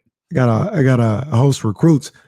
I'm not paying for this house. That's right. Right. I'm paying for it. And see, this is where I want to live. Mm-hmm. This is the house I want. Go ahead, pay for it. House is in my name. Yeah. I own it. The mortgage, though, comes from you, not in my paycheck. Right. It just comes from you. Yeah. Brian Cruz, he says relatively unlikely, but a Las Vegas Raiders, San Francisco 49ers Super Bowl would be amazing. I'm stressed out just thinking about that. That is. You're stressed out thinking about the New Year's Day game. You're stressed enough thinking about that. I did get a quiet. If you really want to, you can go. But is it one of those like you can go if you want to? But I'm still trying to read it. But it was like, because people keep hitting me up. Like every time we're out somewhere, we see somebody like, oh, you know that game in Vegas, like we going. And I think she kind of got tired of hearing that. She's like, look, man, if it's that serious, man, you can go. Did I tell you it got brought up over here? That game? Yeah. Are we doing Not by me? Live? Are we doing a show live from Vegas? We very well might be. We very well might be because it appears some people want to be at that game. And yeah, that cool. game is like that game coming from my paycheck. The most hyped, biggest attended regular season game in the history of the NFL. Is it week 17, 16, 17? Yeah, 17. Go ahead. Look up hotel prices right now, just for funsies. Just look up hotel prices. I ain't staying. If I go getting on Southwest at 6 a.m. on Sunday and I'm leaving at 10 p.m. Sunday night. You don't want to be. That's what you say now. No, because I've looked up hotels. So no, this is what I say always. But here's what it becomes. You leave Saturday to be there for New Year's Day and you just don't sleep. I don't want to be. You can't live that way no more? I mean, I can, but the price don't add up to like what's going on for New Year's Eve in Vegas. It's too overpriced. It's too overpriced in Sacramento on New Year's Eve. I don't know if I want to be in Vegas on New Year's Eve. I don't leave the house on New Year's Eve. I ain't going nowhere. So that's why I'm like, I don't need to be out there New Year's Eve. I'll just catch that 6:30 a.m. flight on Southwest. I'll be there, chill out, have some brunch, champagne and campaign, then watch the game, watch the Niners beat up on the Raiders, and then I'm back at what is it? It's not John Wayne, that's Anaheim. Whatever the airport is, I'm back there by 10 p.m. Okay. Good luck with that plan. Good luck. I'm curious to see how this goes. And I'm curious to see how inconsequential the you can go if you want to winds up becoming for you in your life. I really think right now, even with the I think it's 30-70 that I go. Maybe even 20-80. Because then Damien, I don't know if I want to leave the house. I don't know. Okay, I was going to ask you that question later, but I was like, is it the right thing for you to leave the house? I may not even want to leave the house. All right. You'll be fine watching it at home. Just turn the volume up really loud. We could watch it on the big screen over here. You can come over here. We turn it up really loud. That's like watching it on Jerry World screen over there. Again, I don't know why you make stuff up. You always got to overly exaggerate stuff. You don't know how to act in front of company. Jason Jones probably joins us next here when D'Lo and Casey return on Sacramento Sports Leader ESPN 1320. Jesse is all in on Lamar this year. Yeah, man. All in on Lamar. Roddy, I actually looked at prices. This was probably about 2 or 3 weeks ago. It's actually not bad. Like you can get there for like $250, $300 for that day. Probably not. Well, I did say, yeah, I have no idea if he has his, I don't know where we're at with this computer situation.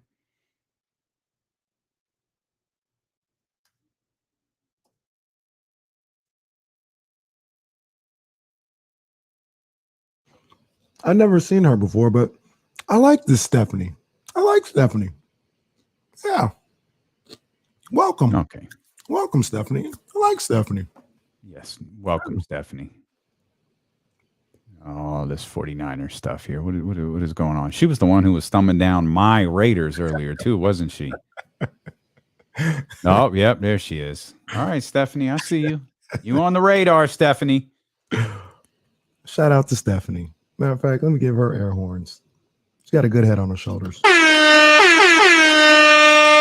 Yeah, I can confirm I ain't never seeing that money again.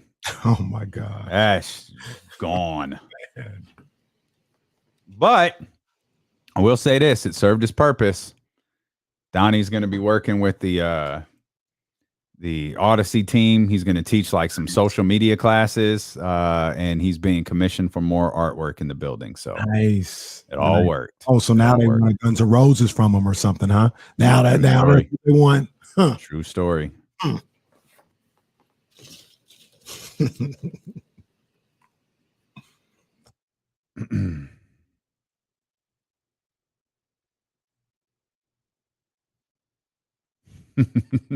Sorry. Sorry. Boys, are you still welcome, though? You're still welcome, baby.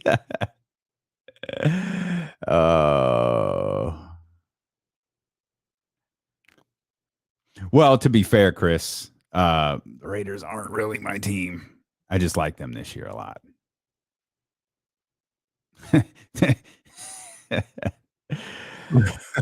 Oh, Ramsey. If you only knew.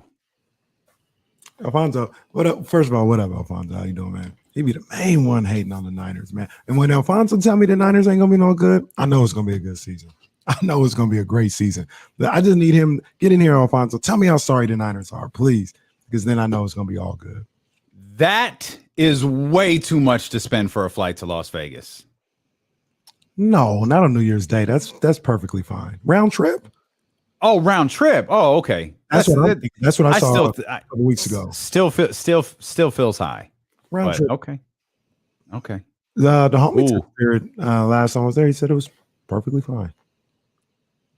I had him call me when he got home. I was like, "Let me know you made it." I love y'all claiming me. Aldrin J says I'm a Cowboys fan. Rich says I'm a Chiefs fan.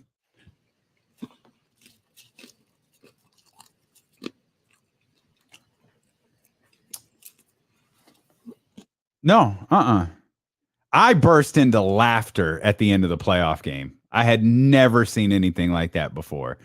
I was yelling, "What are you doing?" What I would have done it if it was Jared Goff. I was just like, "What is happening? What are you doing?" And I couldn't believe that was an all-timer. You're able to do that. I don't think I could do that. Maybe I wouldn't be as passionate, but to have no attachment at all. I've been in this game too long, man. Too long. No. More power to you.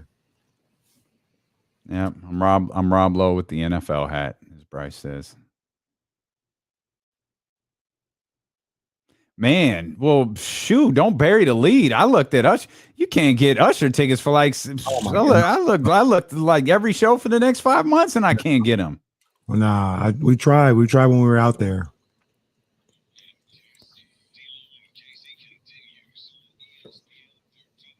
Nah, man. We tried, man. We tried to go see Usher when I was in Vegas, and then it got to a point where it's like, jeez. I was a little mad. And then they were sold out. I'm really happy, man. I had told everyone, those who are kind enough to listen to this program, I'm trying to be more financially responsible.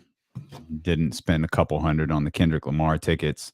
Yeah. Didn't spend a couple of hundred on Alicia Keys. And then I bought a effing grill. And it wasn't the same grill I bought. I can tell you that. I don't have no app for my grill. I gotta stand there and watch it with my own 2 eyes. I don't have no app. The worst part about it was I went to Home Depot and I knew what grill I was getting. Mm-hmm. I looked. I was like, this is the one I had talked to Jazz about. This is the one I'm getting. This is what I'm going to do. I got there and I saw it. I was like, this is perfect. Mm-hmm. And he was like, hey, I told the guy, I was like, I need to see how big the box is because I honest to God don't know if I could fit it in my car. He was like, okay, it's over here. Let's go look. We walk over and look, and there's all of the grill. There's another whole row of grills, like not the ones that were over there, but it was another row. Mm-hmm. And then there was the grill I wanted, and then the same grill that just had the app feature. And the guy was like, well, there's the size of the box. I was like, okay, yeah, cool. I think I want this one, though. The app. He was like, oh, that's a good choice. That's over here. So stupid, man. Like, so stupid. I mean, you are a grill master now. Like I said, I do believe that's true. I am a grill master. You are. You're a grill master. I've grilled one time, and I am that dude. I'm just trying to, I just got this old little grill. Yeah. For now. I've understood that that's a temporary grill. See, you guys work like you can get it grilled and like give it away and get the brand new one when Black Friday rolls around. That's what I was told by the person in charge. Is like, this is what we're gonna do for now. And there, by the way, you can tell these jokes if you want to. I know the reason why you got the grill that you did. What? I know the reason. Yeah, you don't. I'm not a cooker. No. The reason you got the grill. She lied to you to comfort you, because she didn't want to hurt you and tell you the truth. The reason you got the grill that you did is because she doesn't trust you to cook the food in a timely manner. Well, I'm on it with the grill, with the app and the smoker and the pellets and all of that stuff. You've got to have a plan. She says you're incapable of. She said if she had gotten the grill that she wanted, y'all wouldn't be eating until 1:30 in the morning. Yeah, because she wanted the smoker. That takes too long. That's why you didn't get that grill.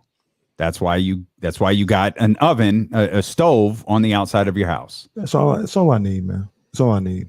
I wish it was charcoal. I wish I had charcoal, but now you're talking D-Lo's tax bracket when you wanted to get charcoal. What are you talking about? You get a charcoal grill for like $40.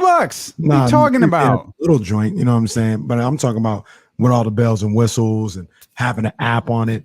That's the D-Lo tax bracket. I'm not there.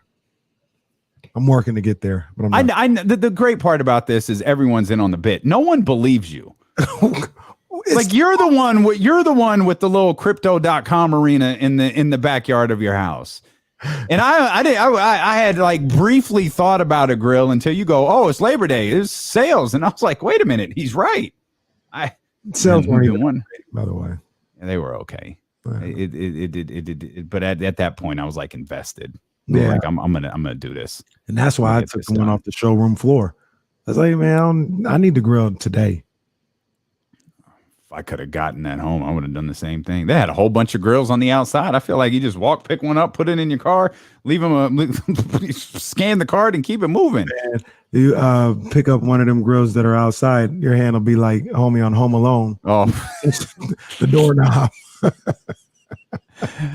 It was so damn hot out there, my goodness. And I haven't been outside since about 8:30 this morning, so I know it's the same amount of hot right now. I had to go get a package off of the front door, and it is so unpleasant.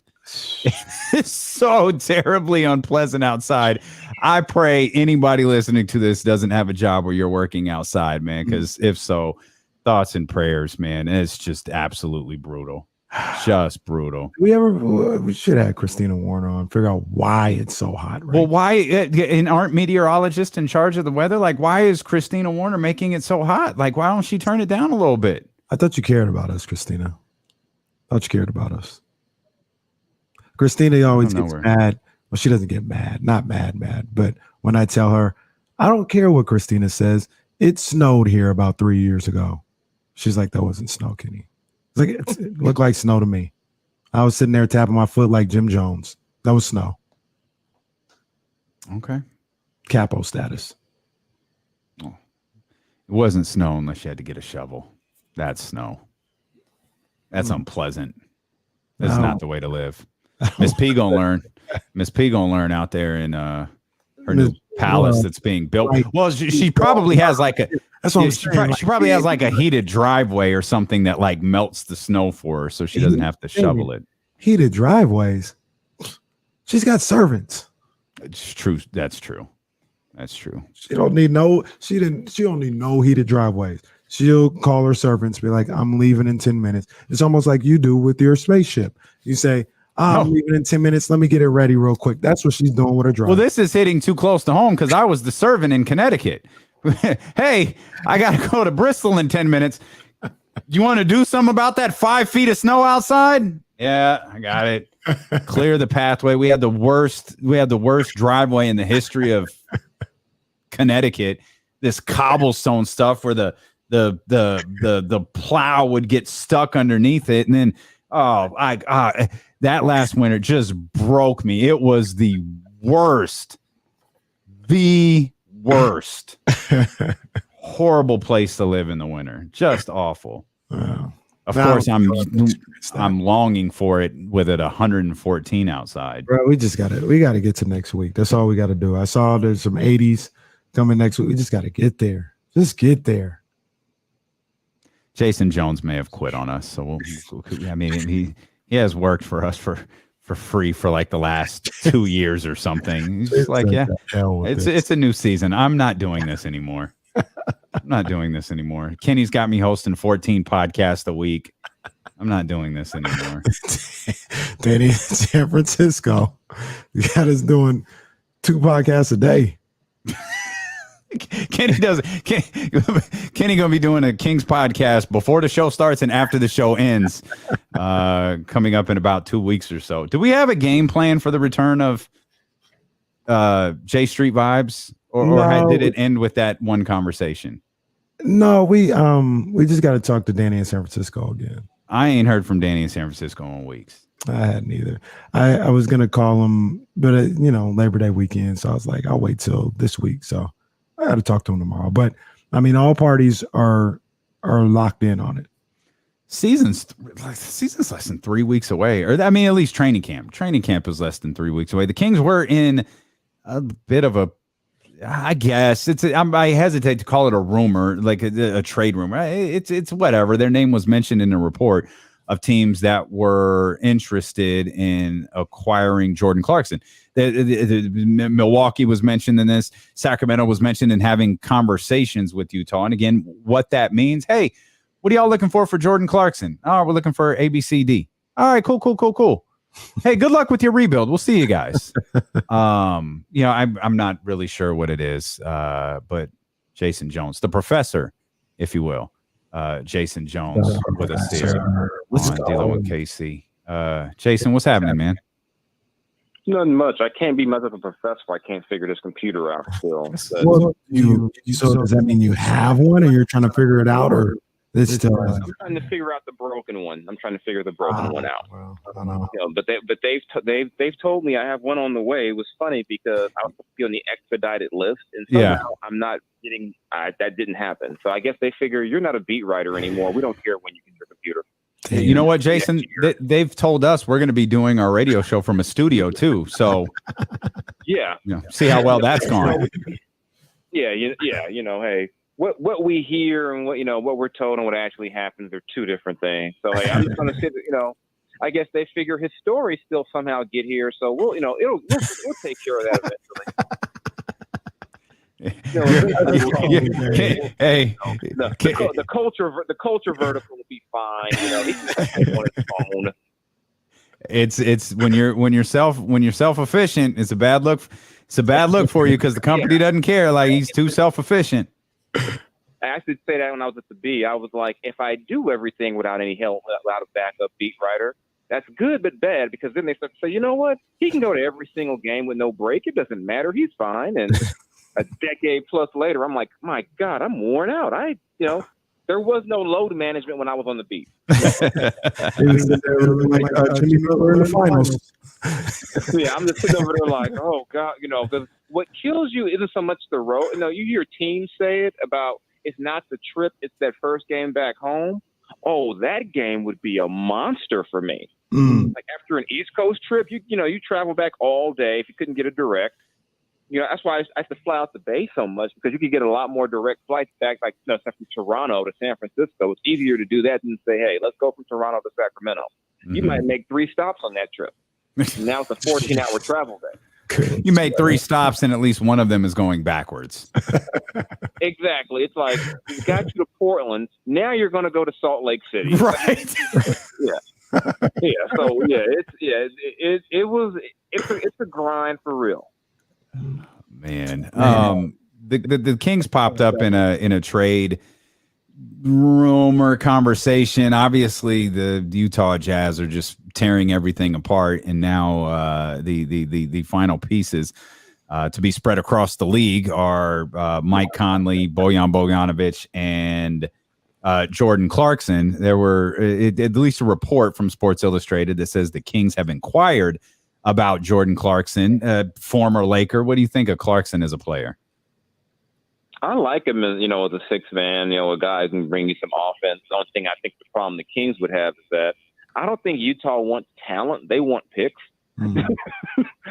I don't know if they have anyone, if I'm the Kings, I'm not giving up significant draft cap. I'm not giving you a first-round pick for Jordan Clarkson. Right. So I think, maybe if you have like a short-term deal, that maybe, if you can make that work, that to me, the more talent, the better. It'd be kind of a crowded backcourt. But I think when you're the Kings, you'd rather have a problem of I have way too many guys who can score as opposed to, man, I've got De'Aaron and I don't know what else. So, a guy who can create, a guy who can create offense off the dribble. To me, it would make sense. And again, I'm not a believer in saying, well, you've got these guys, you can't add. I'm like, you're not a playoff team. You can add as many people as you want. Yeah. Just try to get better. And see, that's kind of how I'm looking at this situation with Jordan Clarkson. That's another weapon that you need. To your point, Jason, they need as many weapons as they can hit. And just get him here, and you figure out the playing time and everything else, and roles. You figure that out later. But if there's an opportunity to give Jordan Clarkson, I understand it's a little choppy, it looks a little weird, but I want to try to make it work. Absolutely. Yeah, because I think you take away De'Aaron. Who on the Kings is a shot creator? I don't think I would. I think you could put Monk in there. Yeah, I guess so. But still, that's still two guys.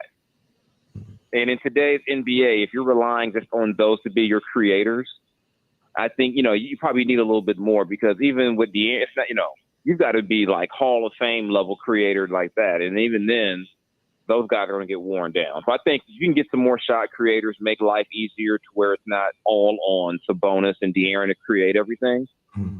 If you can do that, to me, that's good. But, Utah's like, the dollar store right now. They're just, even though it's now the $1.25 store, which annoys me, but they are all in on the tank. I mean those fans out there, they've never seen this. This is going to. You thought those fans were hostile before. I mean, I can only imagine some of the names the Jazz players are going to be called during this season. Oh man. Oh my God, man, Jason. Not wrong, but man. You're going to have guys saying, "Get me out of here, please." But the fans got it. They're in on it at this point, aren't they? Like they recognize what it is. Yeah, they recognize. It doesn't mean they're going to like it, because Utah's never done a complete teardown before. I mean, there's going to be some games they're going to get beat by 40. Yeah. There's going to be some ugly games in Utah. I mean, it's one thing to be bad, but when you've already traded your two all-stars and the whole league knows anyone who can help, they're trying to get rid of. There's going to be some ugly nights out there. Well. Is there a like? Yeah, you can tell I have a tear in my eye for the Utah. Yeah, no doubt. We all do. We made the money work with Terrence Davis, Alex Lynn, and Chimezie Metu. Is there a way where you see this working?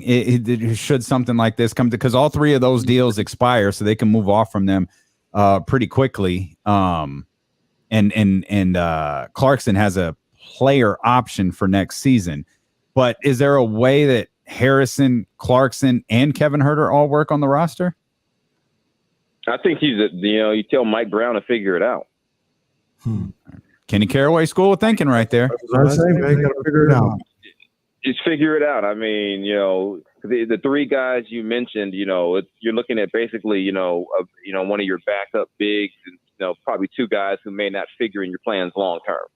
Mm-hmm. So if you can somehow make that work, Utah gets off of off that money. It gets the Kings closer to that top 10, play-in, playoff situation. I think you look at every option, and because like I said, 16 straight years, you look at everything. I think for too long the Kings held on to guys because they liked them, and it was like, but it's not working. You're not going to win with this group, and they just held on too long. So don't be afraid to take a chance. I mean, what's the worst that could happen?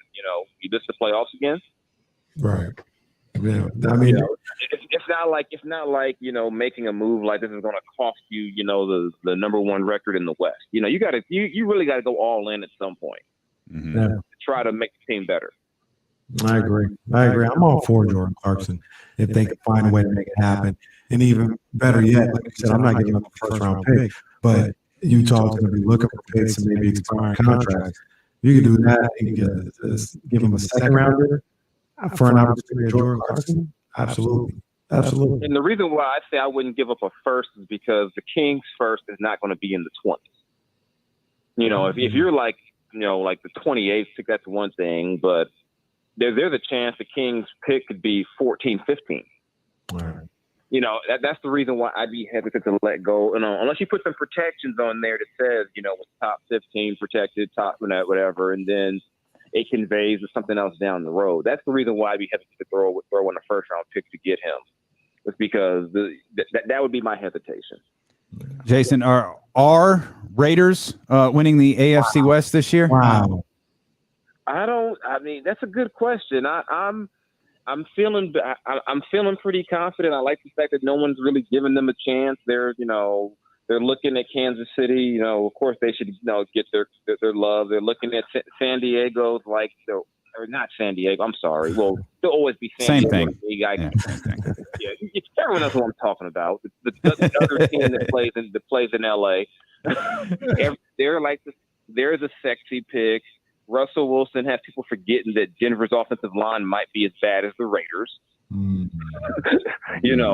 so I think I'm anxious to see Derek Carr with a legit number one receiver. He hasn't had one since John Gruden gave away Amari Cooper and drafted a bad safety in his place.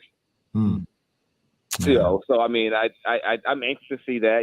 Now you've got a Darren Waller, Devontae Adams, Derek Carr, hopefully a healthy Josh Jacobs. That offensive line still scares me. It scares me, but I think they can win the division. I think this is the division's a toss up, really. It really is, man. I like the Raiders team. I like what they have going on out there. That AFC West is crazy. It's absolutely crazy. If I had to choose right now, I would say, because before I had a hot take that I was working on a couple of weeks ago that I've ran back a little bit. I said the Chiefs weren't going to make the playoffs. No, I'm running that back. Chiefs are making the playoffs. Mahomes is going to do just fine. But if I had to take a guess, I'd say Denver misses and the Raiders make it. That would be my choice. That's what I would say, but it's maybe I'm a little biased, but I don't think Denver is nearly. I don't think Russell Wilson. I mean, as good as Russell is, I don't think he elevates in the way people are assuming. He's there now. They're going to win 12 games. Calm down. Mm-hmm. They really haven't won anything without Peyton Manning since John Elway left. Are you going to the game on New Year's Day? I looked at those prices and said my TV because I was looking at this travel group. It was like $1,000 package, and I read the whole package.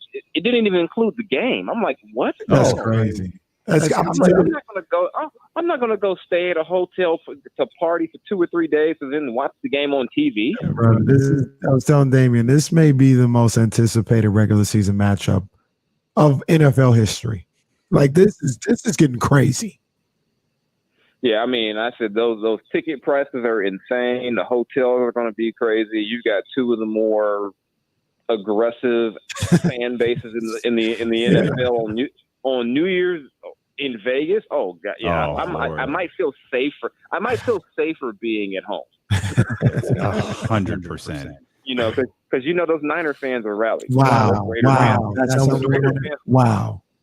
Yeah. I mean, I've seen how you guys get down. I'm us Raider fans chill. Hey man, we just mind our own business, walk into the game, taking a long walk, all this other stuff, and all of a sudden these overly aggressive Raider fans always come out of nowhere. I'd buy that if I hadn't been to Candlestick before and watched Niner fan beat Niner fan down. I'm like, whoa. I mean, I had a preseason game out there one year where we couldn't leave the press box because people were outside shooting. That was the last one. That's when they canceled the matchup, right? I think that might have been the last one. Yeah, they were like, it was like, actually, that wasn't the last one. Because that was the early 2000s when I was at that game, and we were watching from the press box where people are like, it's Raider on Raider violence, Niner on Niner. I mean, what we really watched were gang fights. Yeah, exactly. It really had nothing to do with the game. It was and that's kind of to me the sad part about it. It gets labeled as fan violence. It's really gang violence, and it has absolutely nothing to do with the game. Wasn't nobody fighting over a preseason game. I mean, anyone with sense is not fighting over guys who aren't going to make the team.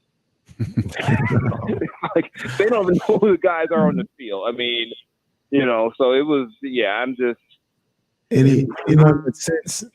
On TV. Anyone with sense isn't fighting over anybody that are on the team. Facts. Exactly. I've never understood my team lost, so I'm going to go fight. It's like, okay, you realize the guys you're fighting over don't even know who you are. And they care, and they care less than nothing about you. So stop this. They're looking at you going, we're not even mad like that. What's wrong with you? Mm-hmm. Like, I mean, I'm pretty sure De'Aaron Fox is not going to slug someone because they lost the game. So why are you fighting? I'm 1,000% confident De'Aaron Fox is not going to do that. Jay, we appreciate you, man. Thanks for always carving out some time for us. Tell the Athletics to step the game up. Yeah. Go Giants, by the way. What don't do what do that. you got like 30? What do you got like 30 games out of first right now? What do you got? Down year. We've proven that we'll come back and win a championship, though. I can't say the same for the Dodgers. Not this year. No, not this year. I'm talking about just in our history. In our recent history. Niner Giant fan. We're not talking about talking about 2022. Oh, We're talking about history. Yeah, you guys will lose. I mean, you guys will lose. You love to live in memory lane, but we're talking about 2022, and right now you're like 40 games out. You're like 40 games out. We are, but the Dodgers will blow it.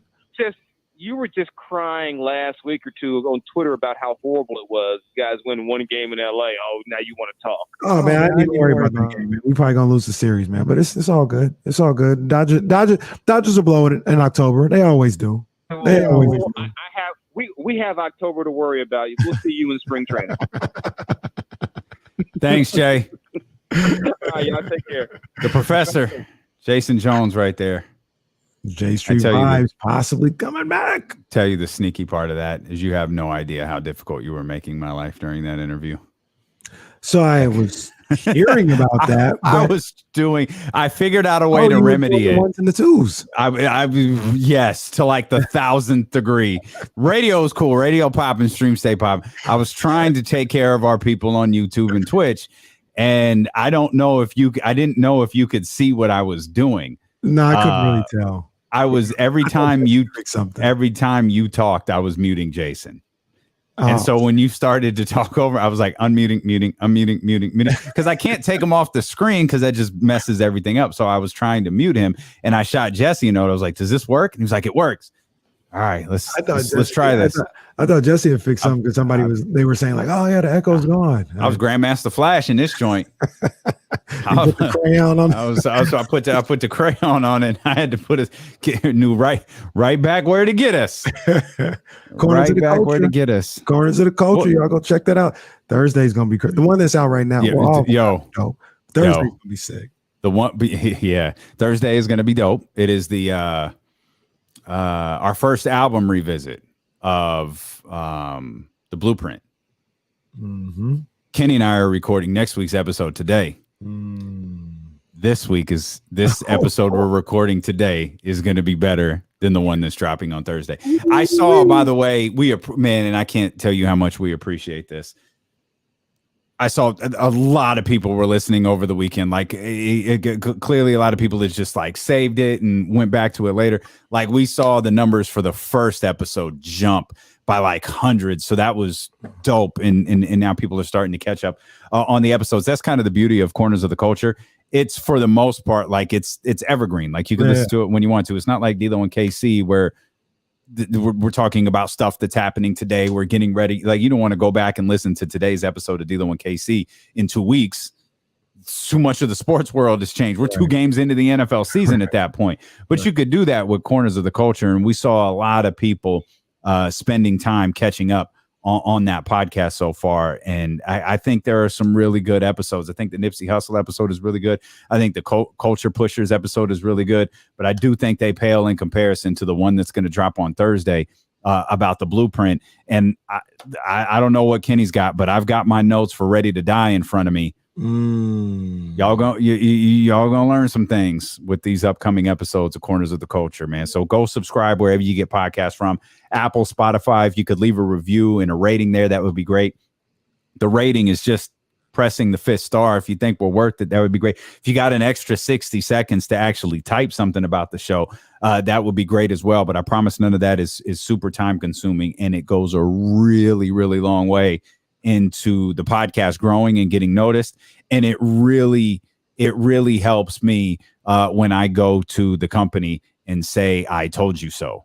So if y'all could just help me with my childish company behavior, that would be tremendous. Yes, they can't wait. Oh, they can't. Day 1. By day 2.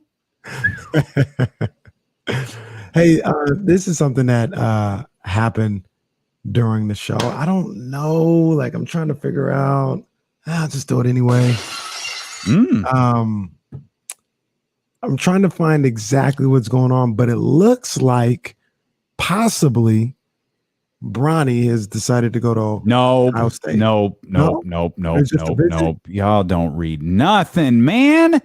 No, he posted a picture of him, maybe like photoshopped, or maybe he was at Ohio State. Maybe he actually had the gear on in Buckeye gear. Yeah, it was him in Buckeye gear. The hashtag said it either said not committed or uncommit or something like that. It was clear he has not committed to Ohio State in his Instagram post. It was clear he did not commit to Ohio State. Is his Instagram post with LeBron and Savannah? No, okay, it might have been a story. That might have been an IG story, because that's the one I'm looking at. Where they're and it could have just been a visit, but it's well, he was there on Saturday. Oh, he was at the game. He was at the game. Him and LeBron were at the game. They were chanting for him. But look, like I'm looking at it right now. It says not committed. Okay, because I didn't see that picture. The one I saw, Bronny in Buckeyes gear, LeBron with the Ohio State shirt on, talking about our family, our program. You the chatty house. Same thing. Y'all just buy it. It's like going though. Some of y'all need to be. Some of y'all you should be ashamed of yourself. Like the people who are tagging us in the Lakers thing. What was it? Mike Conley. Like there was a fake post about Mike. I think it was Mike Conley being traded to the Lakers, and we kept getting tagged in it. And it was like, this didn't happen. The Coles piece was, it says according to Shams Karate. It's like, I have all my alerts on. Like Shams didn't say that. Like this did not happen. Yeah, that one I didn't bite on for sure, because I was like, I mean, yeah, okay, but let me see what's going on. And anybody else talking about it? No, don't see it. It's because it wasn't real. And why would Bronny go to college? Because they don't know if they're pushing that thing through. He's going to college next year. Like, then there would be like an emergency. No, the CBA. Well, CBA not done at the end of the season. It's this off season. Yeah, it's the end of the season. So I thought it would be razor thin. No, I don't think so. I think it's this. Oh, I could be wrong. You would know that better than I would. No, I wouldn't. I think there's an opportunity to opt out and redo it. I feel like it's this off season, but maybe I'm wrong. This off season would be the summer of 2023. Everybody, hey, the business couldn't be better for us here. This is a great CBA. Nah, opt out. They gotta get the one and done out of the way. My knees are getting a little shaky here. I need to get Bronny in the league so I can keep it moving. I thought it was next season. Next year. If he goes to college, I think he's going to Ohio State. Okay. But I thought that before all this stuff today. The current CBA officially expires after the 2023-2024 season, but both sides have an opt-out they can exercise in December. December of this year, of 2022. Stand by. Talk amongst yourselves. This is confusing. Now, Aldrin, that would be crazy. Bronny pulls a heel, turns and commits to Michigan. Oh my gosh. That would be something. Now, the crazy thing about that is Bron and Juwan Howard, they got a relationship. Oh yeah. Like didn't Bron want Juwan to coach? I feel like one of his teams. I don't remember which one. Remember, was it the Lakers? Okay. Exactly what happened. But remember, it became out that Howard just came out of nowhere and was like, I don't have interest in the Lakers job or something like that. No, his name was his name was someone, I think one of the insiders referenced his name in a, maybe because of the LeBron James ties. And he almost immediately was like, nope, I ain't doing that. And we talked about it like, that's 100% the right thing to do unless you're told you're getting the Lakers job. Yeah, if you're told you're getting the Lakers job, then and you're willing to walk away from Michigan, that's one thing. You don't put it out there that you're interviewing for the Lakers job, because that could destroy your recruiting process. Yeah. Let Bronny come to Michigan. That's I'll go to a game. Bronny go to Michigan. I'm going to a game. Okay. The NBA's current CBA extends to the 2023-2024 season with a mutual opt-out available after the 2022-2023 season, which of course is this season. Mm-hmm. So it would be, but it's a razor thin margin though. Like if you opt out, and they have to opt out by December. That's the opt-out period. You have to opt out by December. And then if you're LeBron or Bronny or whatever, you got to be positive that this is going to go through, right? Which by all accounts it is, because didn't Adam Silver say? Didn't he just say at the last draft that he thinks the age thing is going to change? Yeah, I think so. I think so. I'm saying that. But then you also got to be the team that's going to draft Bronny. It's going to be the Lakers. Lakers don't have a number 1 pick this year, or maybe they do. Maybe it's a pick swap this year. Or no, I think the pick swap was. No, I think it's a pick swap because they lost their pick to the Pelicans this year completely. I can't keep so up. Next with year that. has to be a pick swap. I can't keep up with the Los Angeles Lakers draft picks. All I'm seeing is pictures going around of Patrick Beverly and Russell Westbrook. Together. Yeah, Russ was there too at the introductory press conference or whatever it was. Of course he is. He's the best player on the team. Jeannie said. Russ was in the building. Did you finish the Lakers doc? Well, yeah, I finished episode 5. There's like 5 more to go. Oh, they don't put them all out? No. Oh. It's week by week.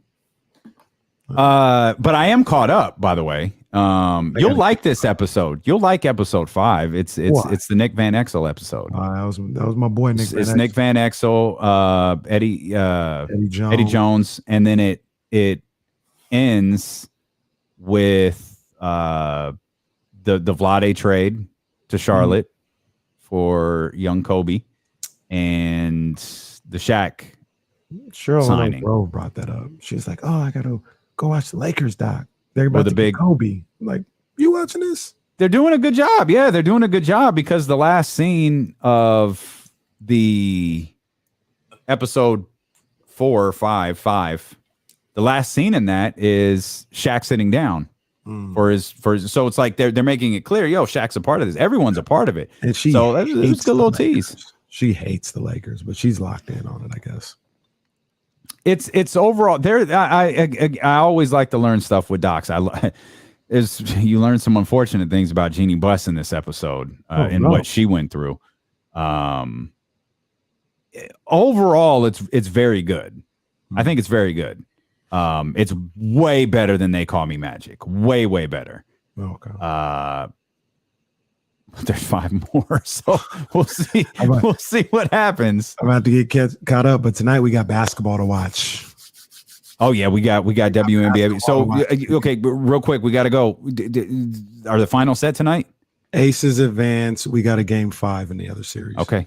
There you go. We both got Aces and Sun winning. We appreciate you so much for being with us. If you're on YouTube, hit the thumbs up before you go. Hit the subscribe button as well. Do the same thing if you're over on Twitch. We welcome all the new Twitch users in. Become a follower, man. Great benefits to being a follower. If you miss any part of the show, the podcast will be back today wherever you get podcasts from. Jesse couldn't eat for a whole week because the podcast system was down. It's back up, and Jesse is hungry. Subscribe to the D-Lo and Casey podcast, and we'll see you back here tomorrow on Sacramento Sports Leader, Stilo and Casey on ESPN 1320. I love propane. That was hella weird. You're wrong, Secure in the Bagley, not Ghost Storm. How crazy is it, do you think, for people who check in on our show? What? Is he talking about? Who's playing Shaq? Who's playing Kobe? Lacey, what are you talking about? Bro. What? Lazy. Lazy, stop. Just sit down. Sit down, Lazy. Oh man. Oh, brother. Not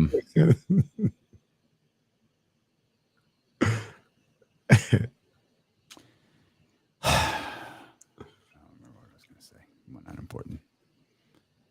What were you saying? Though people who tap into the show. I don't know. I don't remember what I was going to say. Weird. Oh, how crazy is it for people who like hate watch the show to see that we just went 4 hours and didn't turn the world upside down because we changed our logo?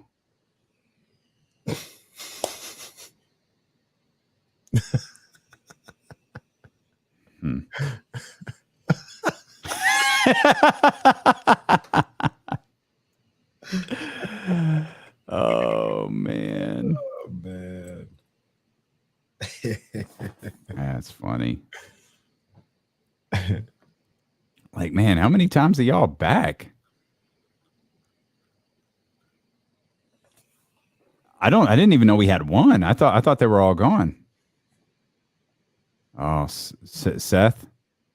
I don't think I've even met Seth, have I? Oh, all right. Later. Holla. All right, man. JC, can you still hear me? Yeah, I can't hear you. Oh, wait. There we go. You got me? Okay. Yeah. Yeah, we gotta go anyways because we got a podcast to record. Yeah. I see you, Rob W. All right. I'll see you back here in an hour. Yeah. And we'll see you guys tomorrow, man. They didn't even do an announcement. All right. Dr. David and Rob W shutting it down, man. We'll see you guys tomorrow. Appreciate you.